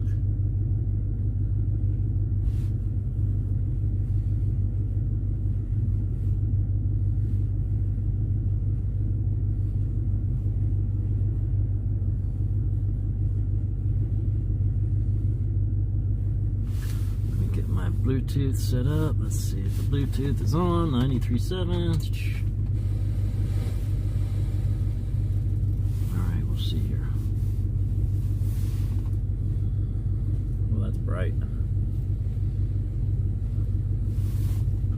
Make sure the Bluetooth is set up accurately. Bluetooth. There we go, we're connected. Let's see if he wants to call. Eric Christie, the one that got out not too long ago.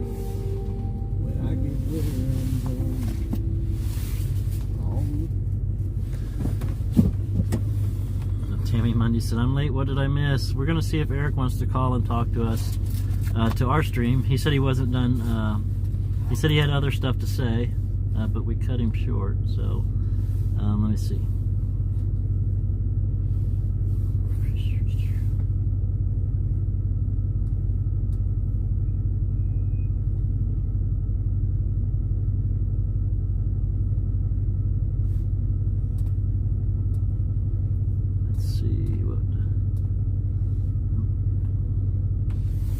See if he responds back here shortly.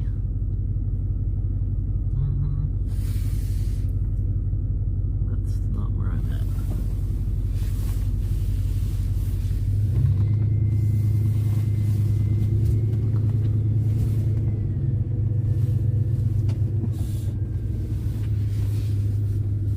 Come on. Waiting on you, fella.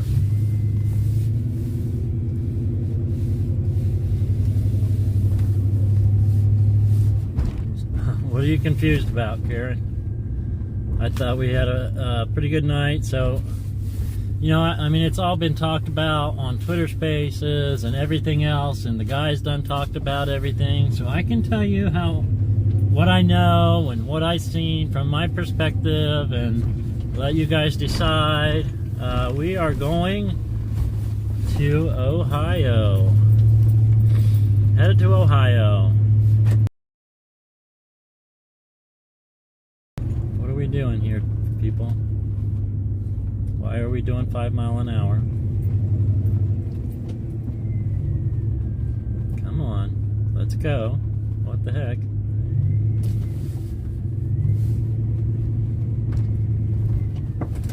Oh, come on. What is going on here?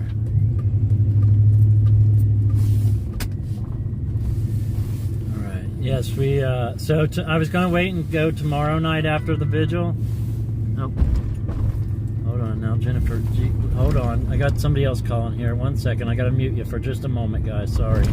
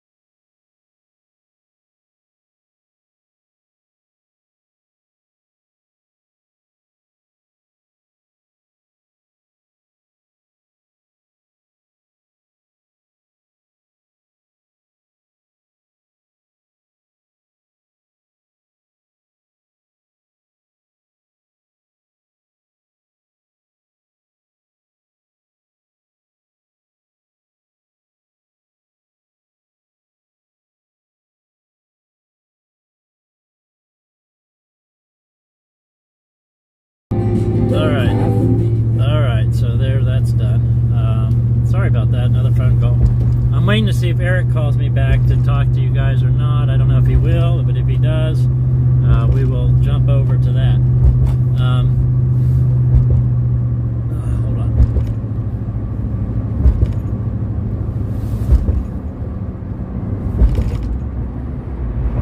It was glory be. It was glory be. We're praying for her. So she's trying to come up with enough funds to go to Georgia to see her dad. So, and she had some mail for me, so I just asked her to forward it to me. So if you're on here, Gina LaRue, I don't know if I guess you sent my mail to her, so she's gonna forward it up to my mom's house. So I'll get it sometime there.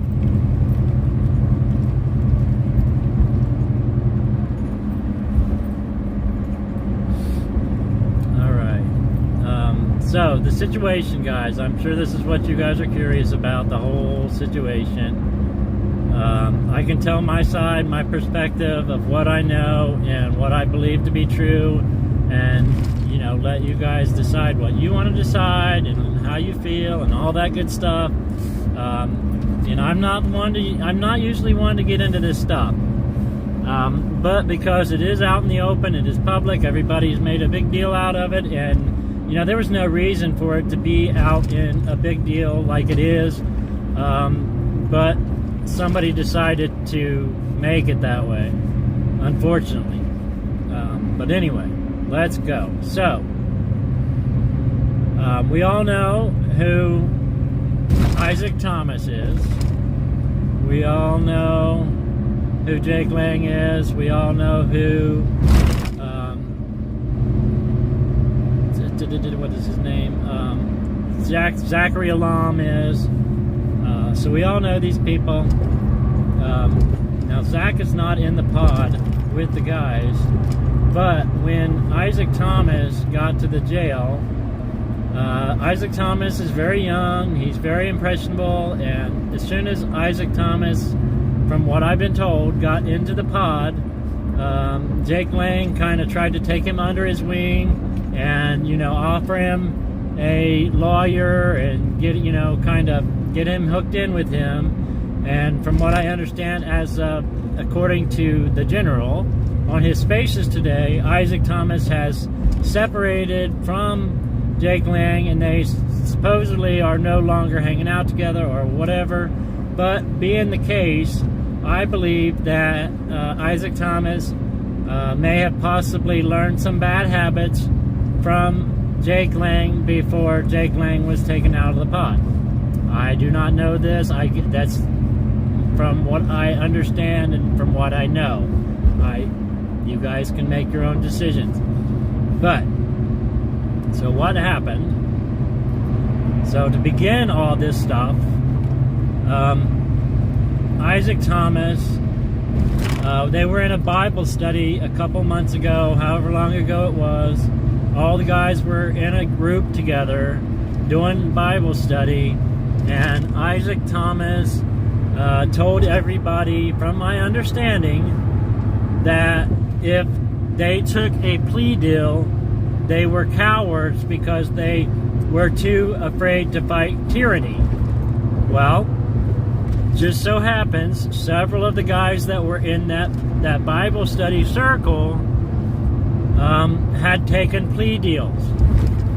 Now, just common sense to me is if you are young, you're new in a pod full of guys, and you're doing a Bible study, it's probably not a good idea to tell half of the people that are in your Bible study that they are cowards for taking plea deals. That's just my opinion. It's probably not a good idea to do that.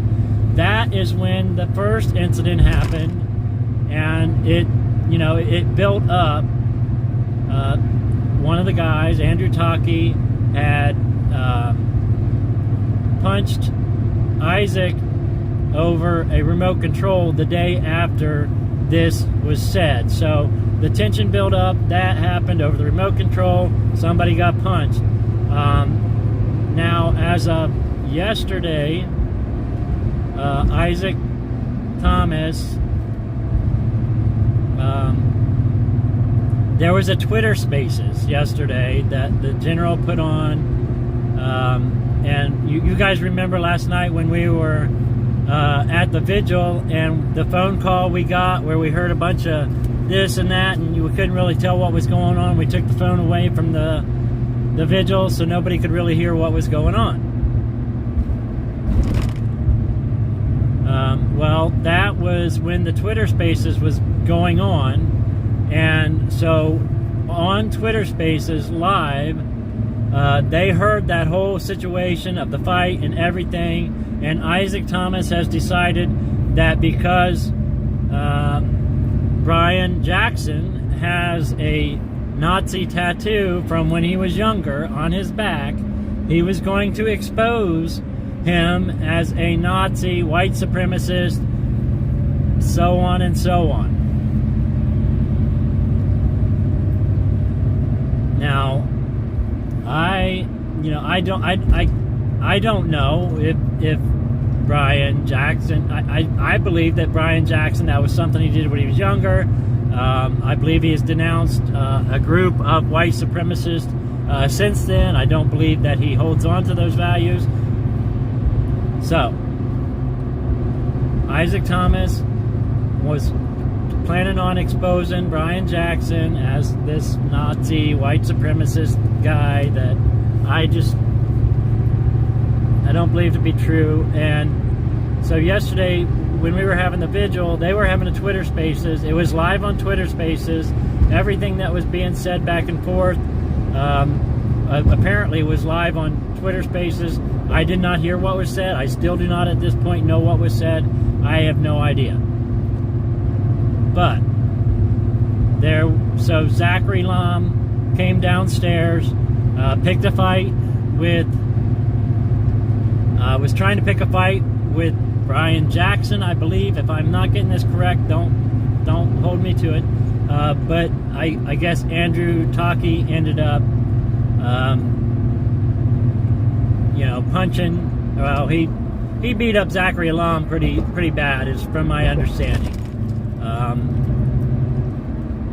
And this started over Isaac Thomas and that whole situation. It was unnecessary. None of it had to happen.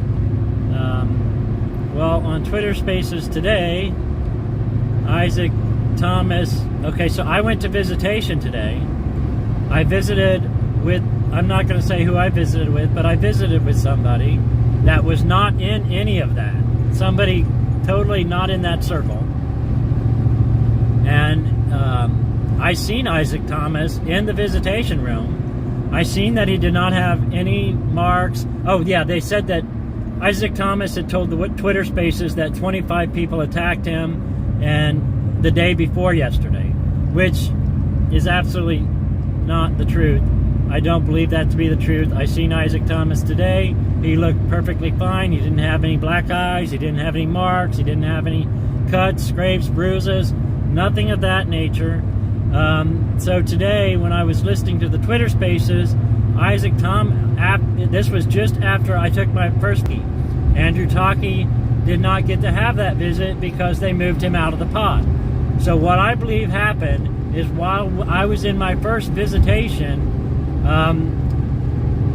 the Twitter Spaces with the general, they started calling the jail to have Brian Jackson and Andrew Taki removed out of the pod, but they did not remove Brian Jackson. They did remove Andrew Taki, and they also removed Isaac Thomas because they know that Isaac Thomas is where a lot of this problem stems from. That is why Isaac Thomas got moved out. Now, if they had not called the jail and tried to get these people all moved out, I don't believe that anybody would have been moved out. But I believe that due to the phone calls that were made, Isaac Thomas, Andrew Taki, and Zachary Alam all got moved out of the pod. That's just what I believe. That's my opinion. I don't know the details or exact facts. But that is about the time after those phone calls went into the jail, and they did this phone call live on Twitter Spaces where they called and complained and tried to get Brian Jackson and Andrew Taki moved out of the pod. It was live on Twitter Spaces. I didn't hear it, but I do know that they said today on Twitter Spaces that that phone call was live when they did that. So when I got out of the visitation, somebody sent me a thing, said, hey, there's a Twitter Space going on. I started listening to it. I heard Isaac Thomas call into the Twitter Spaces and say that he was being moved out to pack his bags. He was almost in tears, almost crying, and saying that he was really scared and that they were moving him to isolation where Andrew Taki was. Now, it doesn't make sense to me that they would put him in isolation with somebody else, because isolation is isolation. You don't get put in isolation with somebody else. That's not what isolation is. But he was saying that he was to the jail because they didn't want Isaac Thomas to be put into the same pod as Andrew Taki. Now, the guys told me, that nobody had touched Isaac Thomas, and it didn't appear that anybody had.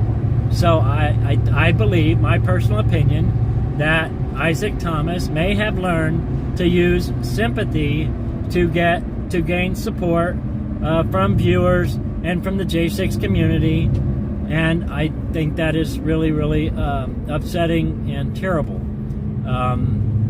So they wanted to get all that cleared up tonight.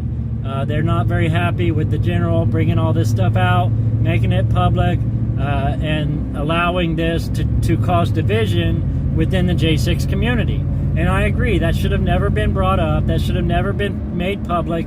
It should have never been put out there for everybody to see and hear. And it should have been kept, as a thing that was taken care of privately. My opinion.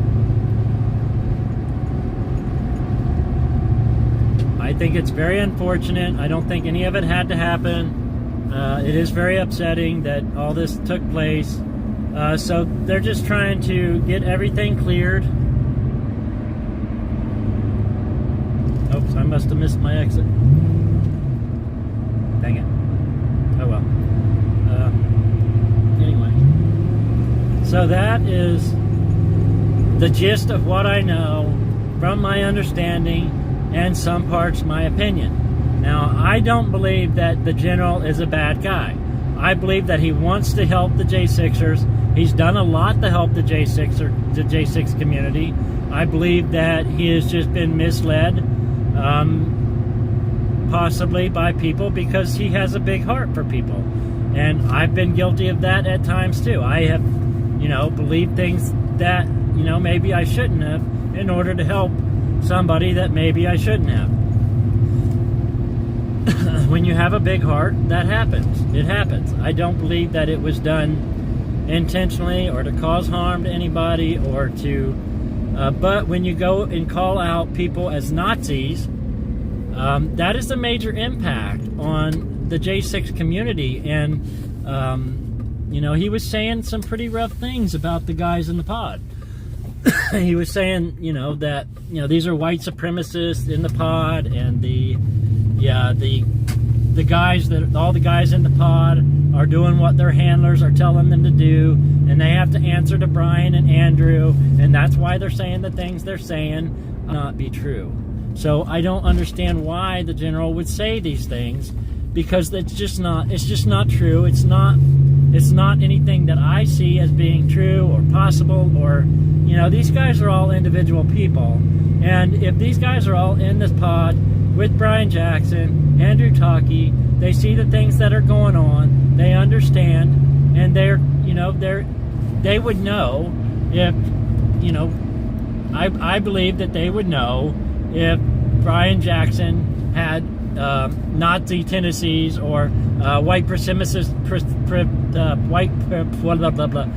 I just don't think that to be the case. That's just my, you've got a whole pod of J6ers that are with this guy, with these people. They see what's going on. They're in there together. They know what's going on. And I believe that, just like John Mellis said, if they believed that they had a white supremacist in their pod, they would, get them out of there, just like they have many others. Other people they've had to have taken out of the pod before. What was the other? There was two of them that admitted to being Antifa members that they had moved out of the pod, and they didn't beat them up. So I believe that if they knew or felt like they had a white supremacist Nazi in the pod, they would have had him moved before allowing him to cause any problems. My opinion. Now, I'm sure this is probably going to get spread far and wide, and this is what David said, but this is just from my experience, from what I see, how I feel, and from what I've heard from many of the J6ers. So that is where all that happened. That is what took place. I think that people should not just take somebody's word for something and run with it, especially when it's going to hurt the J6 community as a whole. They need to be cautious with that and more careful and not allow that division to take place. Unfortunately, that is just not the way it was handled this time, and it's very, very unfortunate. That's just how that's you guys can take that however you want. You can do whatever you want with it. You can make your own decision with it. I'm not telling you what to do, what to think, how to feel, who to support, none of that. All that is on your own. That's just what I have seen happen, and from I just think that some people have learned to use sympathy as a way to gain support from the J6 community, and some people have been very, very, very, very, very successful at it, unfortunately, because what that does is it hurts the J6 community as a whole, and that's not what we want. We don't want people out there, taking these donations from people, collecting them in the name of something that may or may not have had, or exaggerated something in order to make people feel bad for them, in order to get them to donate to them. That's not okay. We can't be having that. It's not the right way to go about things. It's not the right way to do things. And all it's going to do in a overall form is make people not want to help or donate at all. And honestly, I can't say that I don't blame them, because you never know when things like this happen. It makes it more feel like you more can't trust what you're doing, whether or not you can trust who you're donating to, what you're donating for. You don't know if it's getting used for what it's being told that it's getting used for, and it's just very, very unfortunate. So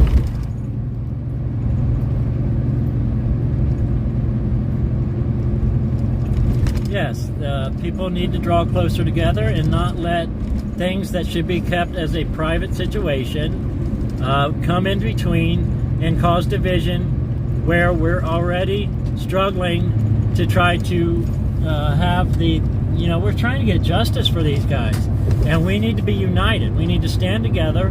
We need to keep some things private, and we need to not allow people to use exaggerations or things that aren't true to get donations from people when it's not going to be used for what they're saying it's going to be used for. Yes, we are on the right road. So I'm done with that. That's over with. I'm not going to say any more about that. That's what happened. That's as far as I can tell. I gave the best explanation that I could, in my opinion, and that's the best I can do with it. Now, I may have some people upset with me. I get it. It's okay. You can be upset with me. I'm not telling you what to do or what to say or how to feel. You have to go about the situation and go how you feel. Ask God to guide you, and ask Him, what you think is correct, what isn't. So that's the best I can do with that. Now, let's get on with it.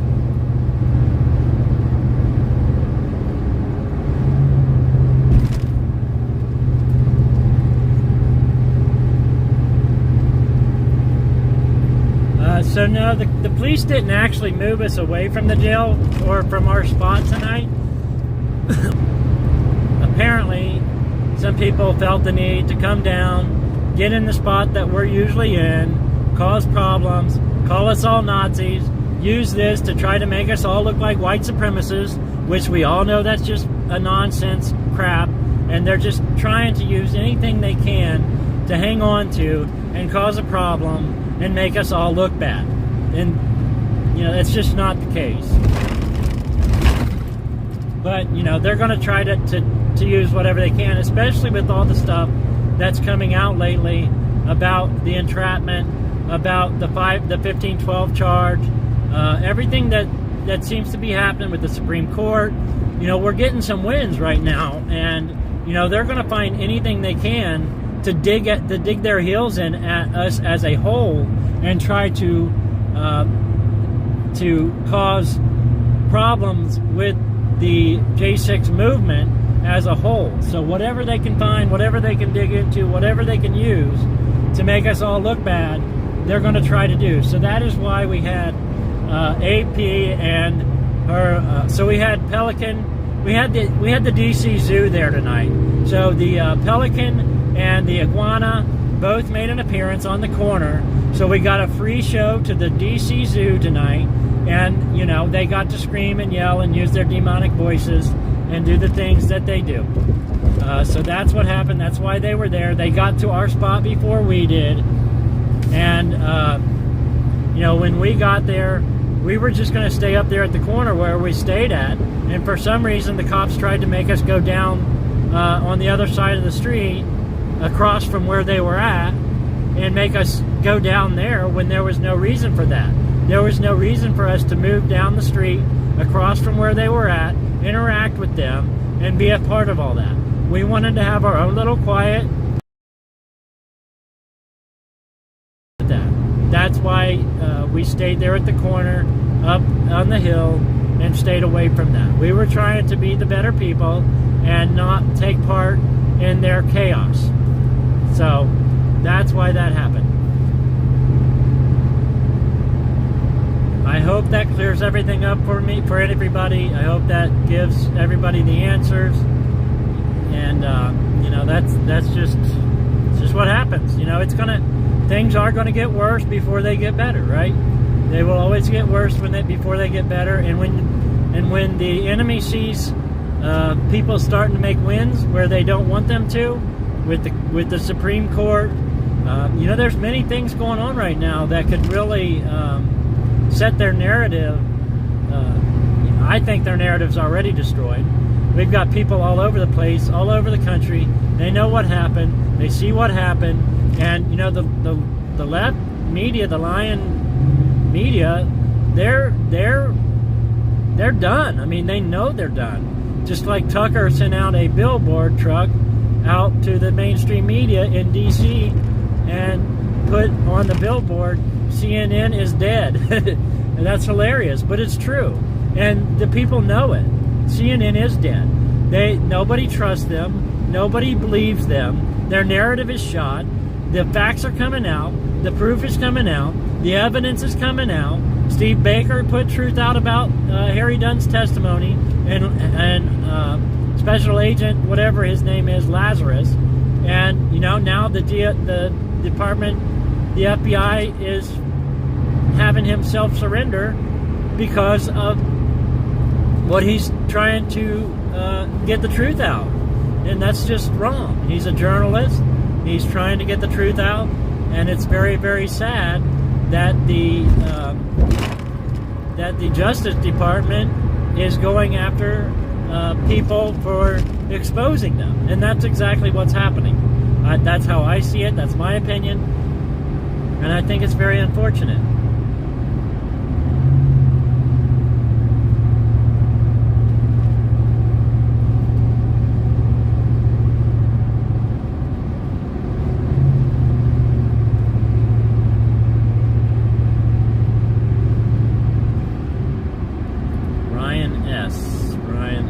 Ryan Samsel, I do not know about that. I have not heard about the blood clot. I can't give you no answer on that one.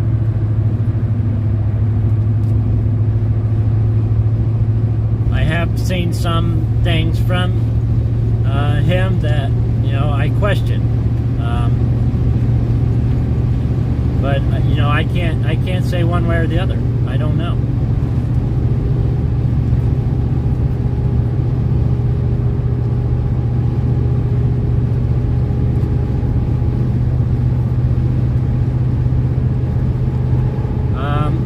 I don't know much about Tank Guy. I know that I talked to him a couple months ago because he thought that I was somebody that I wasn't. He was, you know, I gotta say, I think I appreciate that Tank Guy called me and communicated with me before doing what he was thinking about doing.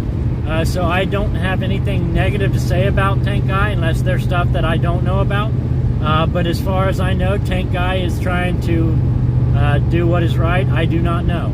I do not know. I don't know enough about the situation, but I appreciate him calling and talking to me before doing what he was considering doing.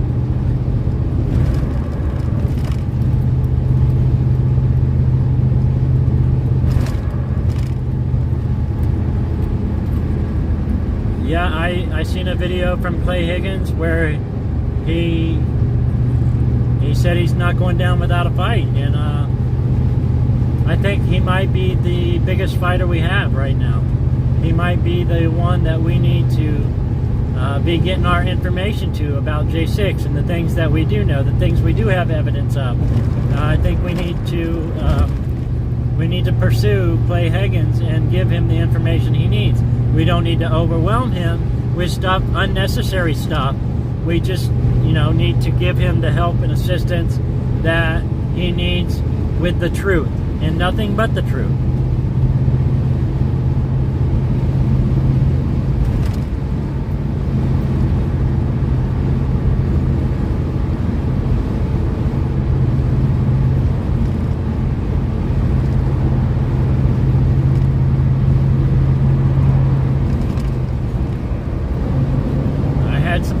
upset with me on the Twitter Spaces today when I completely, clearly told everybody, you know, none of us, nobody out here on the outside knows truly what happens on the inside.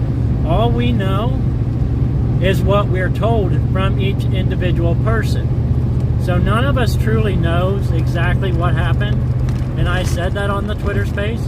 I did not claim to know everything. I did not come on there acting like somebody was trying to lie. I just was trying to give my personal experience that I knew about, and some people didn't like that, and they have come back to attack me, and I don't appreciate that. But I'm going to continue with the truth that I know, and, you know, be honest, I don't know what happened. I don't know exactly what took place. I can only say what I was told, and that's it. That's all I can do. You know, I can't make decisions. I can't say I know this happened because I don't know that happened. I can't say I know he's a white supremacist because I don't know he's a white supremacist. I can't say that I know he's lying because I don't know he's lying.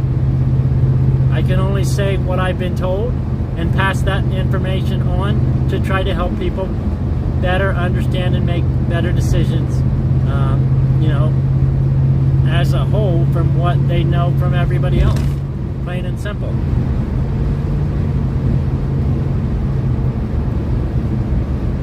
I'm not reading anything out. I'm talking, Bergie. I'm talking, Bergie.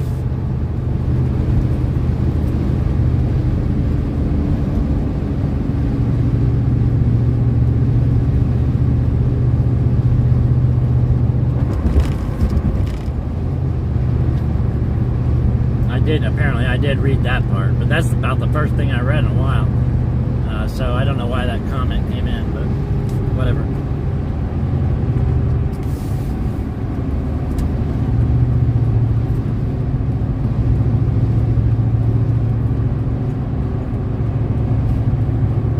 What about Tarek? Oh, Tarek Johnson? You know, I believe Tarek has a personal... I believe he has a personal investment in what took place with his job, and he's seen things that he knows was not right. I believe that he's trying to do the best he can with what he knows was wrong. But I don't think that he believes that it goes past the Capitol Police. I think that he thinks that it was only, that things only went wrong with the Capitol Police, and I've made a few statements to him myself. I hope that you can open your eyes and see that Yogananda Pittman is one of the problems, but that this goes way beyond Yogananda Pittman. This goes way beyond Chief Manger. This goes way beyond those people that were working there that day. I personally believe that there were people much higher up that were making the calls, that were making the decisions, and some people just had to follow along. And I believe that those people that followed along were the ones that ended up getting promotions and raises, and, you know, they were rewarded for going along.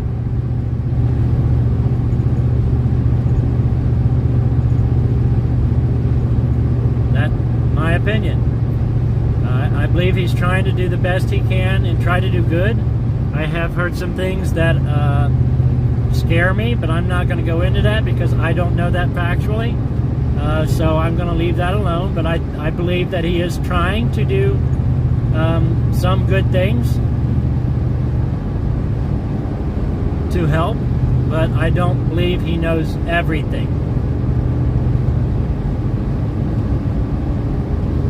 Definitely a false flag type situation.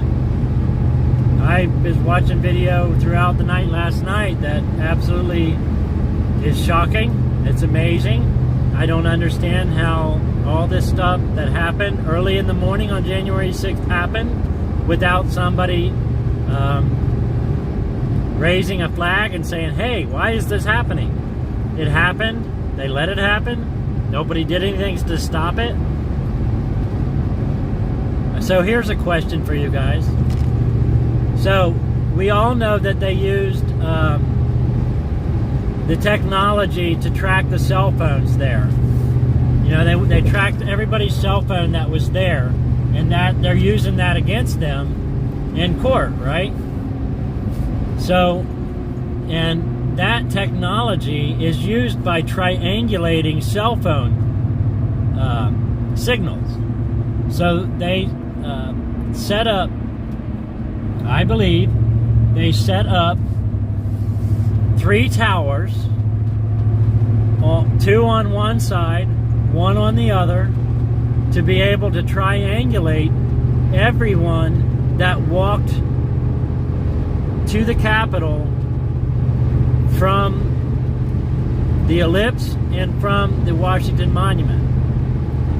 I see those 3 towers on the video. They're easy to see. They were temporarily set up and they were taken back down after January 6th.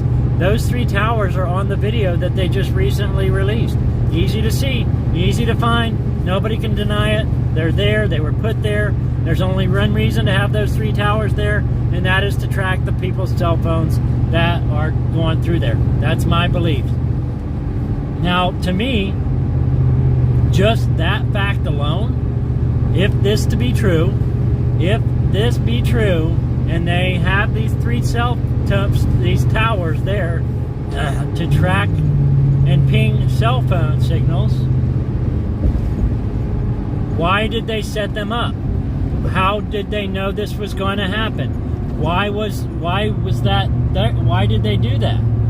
To me alone, if all this to be factual, that alone in itself is enough to me to prove that they knew this was going to happen, and they were planning on tracking these people down and hunting them down. And to me, that alone proves entrapment by itself, without everything else involved.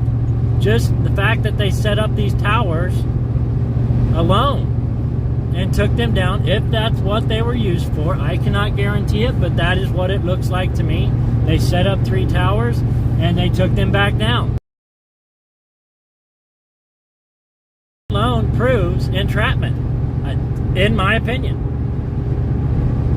It was all planned. Now, there was also what appeared to be a fire truck that was not a fire truck. It said hazmat on the side of it. It didn't have any ladder. It didn't have any water hoses. It also had a communication tower on the back of it that stood probably 25 feet tall off the back of it. When have you guys seen a communication tower on the back of what appears to be a fire truck? There were people walking in a man door in the back of this truck. They were going into a room. It had 2 air conditioners on the top of it. It was decorated with a Louisiana banner that also said Trump.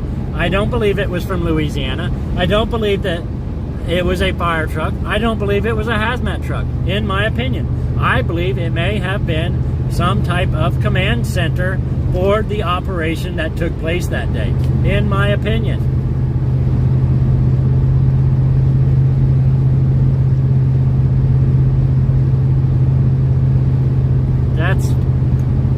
That's as far as I'm going to go into all that, as far as what I've seen, but those things there alone are very, very telling, and they speak volumes.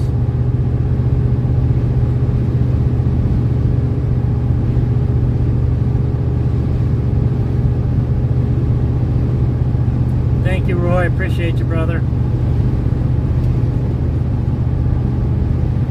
So I have been ranting for long enough. I've said some stuff. I usually don't get into this stuff, but I felt the need to get all that stuff cleared up, share some extra things with you. I hope that nobody made anybody cut any wires. Nobody cut any wires as far as I know. Did anybody see anybody cut wires? Because I never seen anybody cut wires. But that's nice of you to make false allegations. I've had people make false allegations about me several times. That's okay. Thank you for subscribing. See you way out.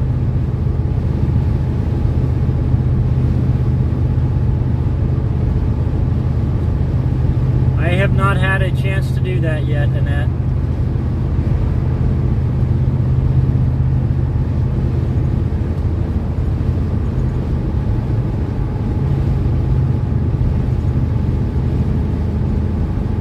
Now let's bring this down to a more calm level and back to a more Freedom Express Media Warrior ride. Let all that go. Let's just let it be.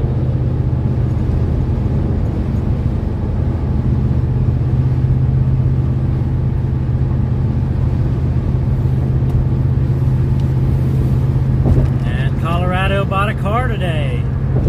That is awesome. Now I am Oregon. Yeah, that does happen. I hope you got a nice car, Colorado. I hope it was a good car. I hope you got a good deal on it.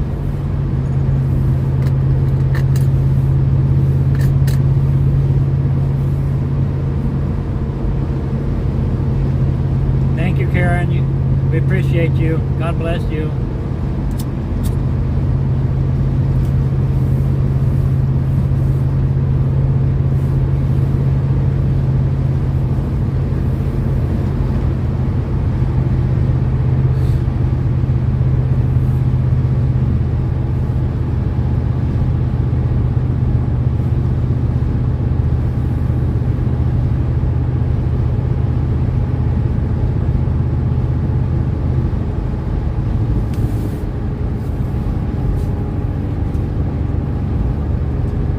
I'm heading home for a specific reason on Monday.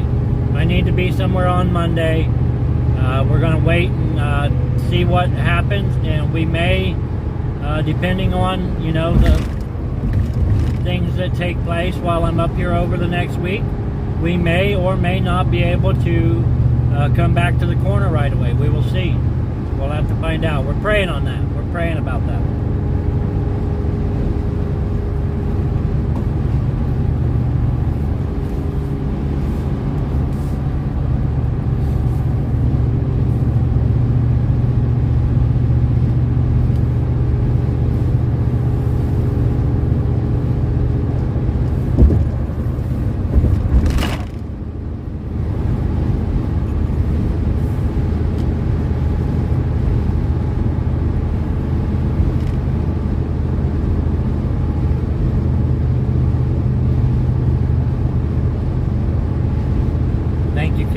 Kathy Smith, we have been praying for you about, yes, I know you guys have been praying and God has answered prayer.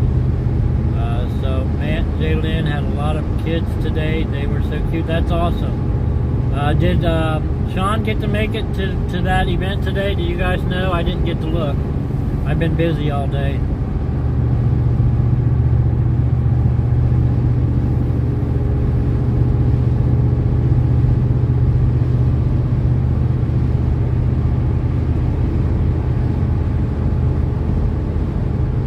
Drifter Shelley said, I have received a beautiful bouquet of red and white carnations today from Cleo. I absolutely love them. She is so sweet. And yes, she is absolutely sweet.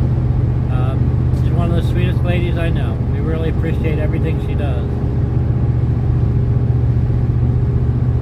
That's next Thursday? Okay, I got the wrong day.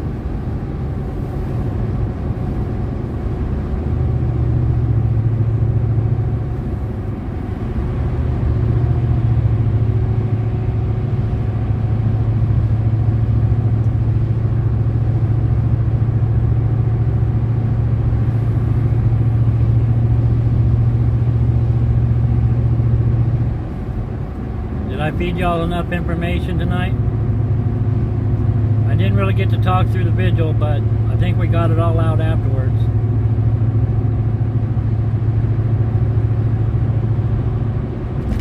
So the reason I went ahead and decided to leave tonight if I didn't tell you, was because it's going to be raining in Ohio tomorrow night after the Vigil and coming this way. So to avoid the rain and the weather, I decided to go ahead and leave a day early.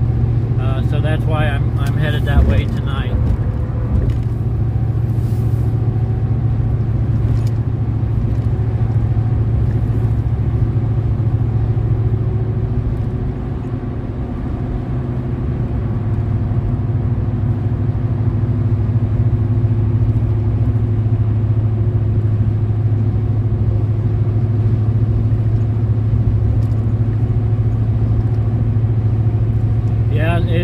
It's really sad, all the stuff that's taking place, but we know this is a battle between good and evil, guys. It really is. It honestly is, and you can see that with the things that are taking place. You know, the devil's going to try to edge in wherever he can edge in, and we know that.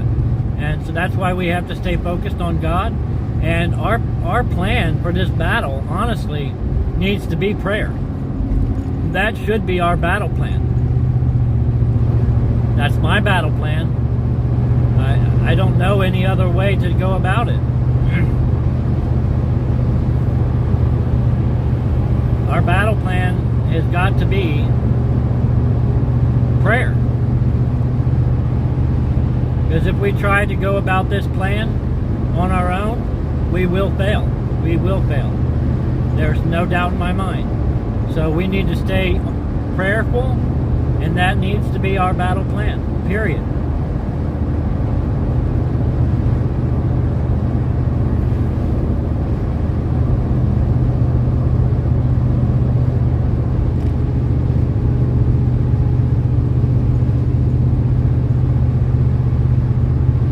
Exactly, Amber Rose. We all need to stay positive, we need to unite, and we need to not let things come between us in this movement. Plain and simple.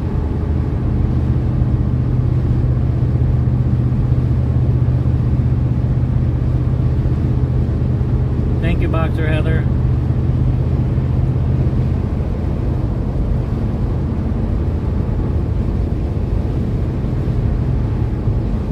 Absolutely, Debbie Robinson. Read his word and stay focused on God, guys. That's it. That's all we can do. And allow God to guide us in the things to do and say, and you know, try to stay focused on that. That's it. That's all we can do.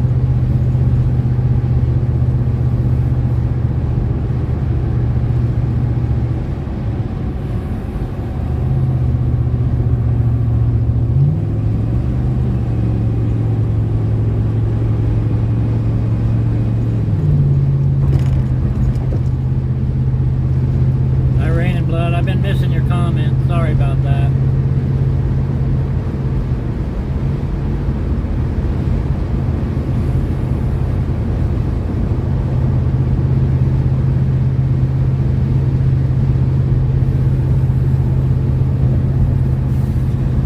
But no matter what, whether we stay in Ohio or whether we come back, we will still be working on this. We will still be doing what God leads us to do, and we will still need all your love, prayers, and support. No doubt about that.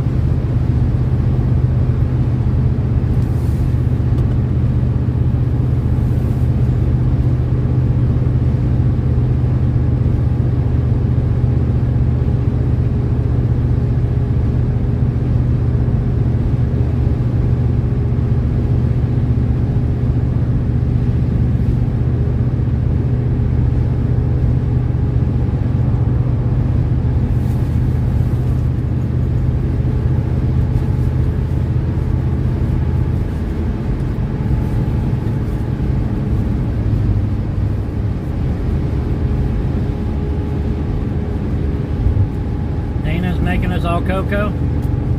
I could use some cocoa.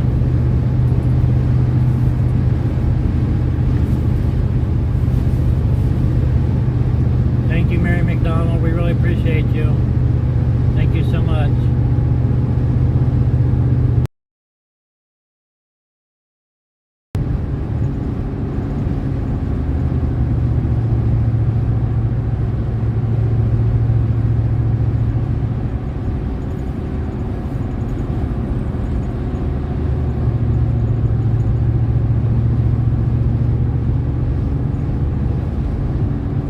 Yeah, Trooper and Sherry are together. They're okay. I believe they're getting things taken care of. I left my tent there for them to be able to use, and things like that. So I believe everything's going to be okay.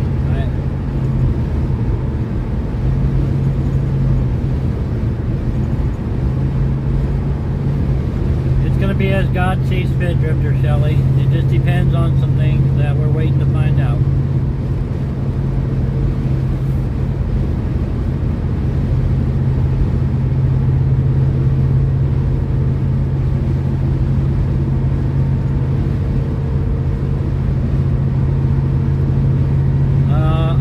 I didn't know she brought pecan coffee, but I drink it.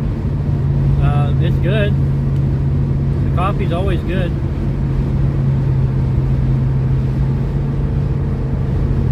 You got a spare bedroom in Arkansas? I see you, Roy. Day by night, God lays out our path. Absolutely, Jericho.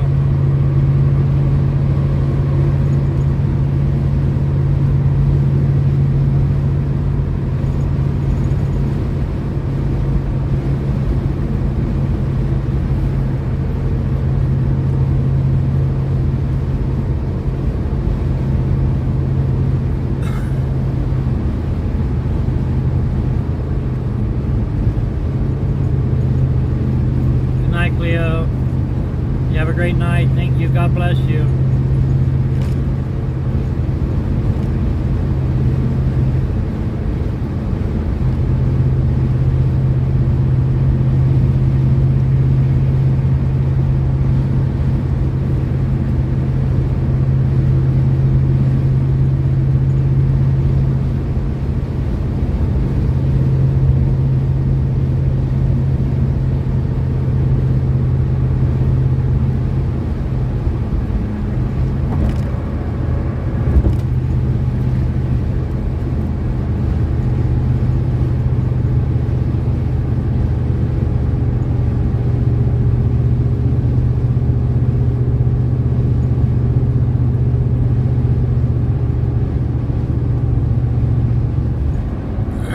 For those of you that are still on here, if you have not ordered your honey from MakeHoneyGreatAgain.com, please do not forget to do that. Just make sure you use promo code FREEJ6ers, FREEJ, the number 6, ERS. I'm not saying to jump off here. We're going to be on here for a little while. You're more than welcome to hang out with us. But please do that if you can. That helps support the J6ers. That helps support me doing what I do. Help to bring you guys the truth of the things that I know to be the truth that's going on and the news that's taking place. I've seen this horrible situation with Rudy Giuliani. That's awful. I can't believe that a judge ruled on that. I believe at some point that justice will prevail over that, and the truth will come out, and a lot of people will be, how do you say that? Will prevail over all this.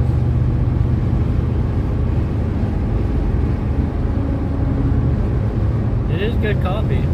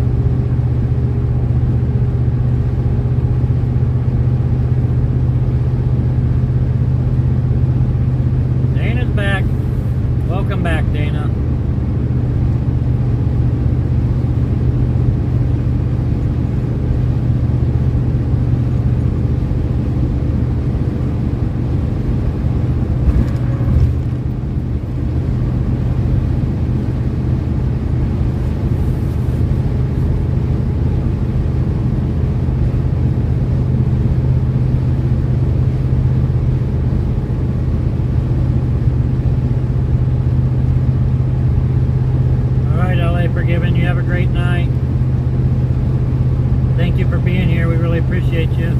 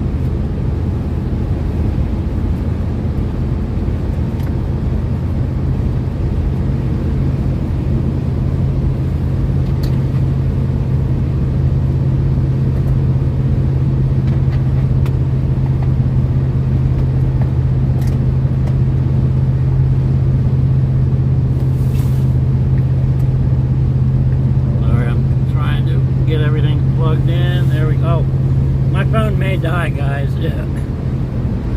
I didn't realize the battery was so low. It's at 2%, so if it dies, I apologize, but I'll probably just keep on moving.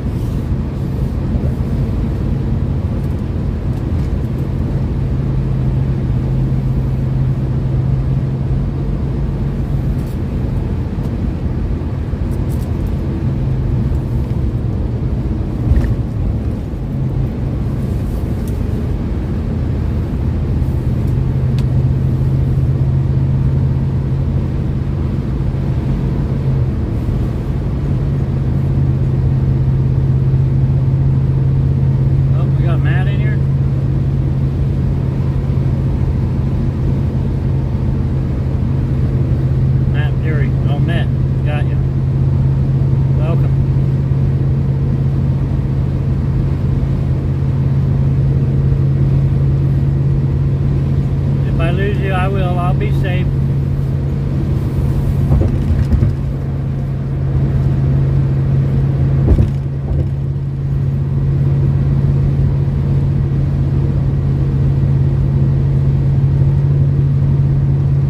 I am going to go ahead and pray for us all real quick before I lose you, if I lose you. Dear Heavenly Father, Lord, we come to you tonight. We want to pray that you'll watch over and guide us and protect us through our journey, through our travels. Lord, I pray that you will have your hand over the J6 community and help guide each and everybody that is involved, that is trying to help to be wise about the things that they say and do and how they handle situations as to not cause more conflict or unnecessary situations that just don't need to happen. Lord, I pray that you will just have your hand on each and every one that's involved, have your hand on the J6ers and give them strength and wisdom and the courage to just be able to be bold about who they are in you, and that they will seek you and trust you, and that you will draw them nearer to you and give them that desire to draw nearer to you, Lord. I pray that you'll be with each and every one that's on the stream here tonight. If there's somebody that's sick or afflicted or has any type of prayer request that they need, Lord, I pray that you will just be with them and answer their prayers the way that is according to your will. And Lord, I pray that you will just guide me in this journey, in these next phases of whatever it may be, Lord, that whatever decisions that are made and the things that are taking place, that we will stay focused on what you would have and not what we think that we should be doing, and just follow your lead and take every step that you would have for me to take, Lord. I pray that you know my desires, you know my wants, the things that I've asked you for, but I also know that my wants and desires may not be what you would have in your will for me, and I pray that you will give me the strength and courage that I may need if something doesn't happen the way I think it should. I think that I need to trust you and have faith like I've been trying to do. Lord, you've been providing every step of the way. You've made a way for everything that I've done since I took that leap of faith back almost 2 years ago, Lord, and you haven't let me down. I pray that I can just continue to do that and draw closer to you and do that better each and every single day. In Jesus' name I pray. Amen. All right. I wanted to get that out of the way. We are down to 1%, guys. I don't know why the phone does not seem to be charging.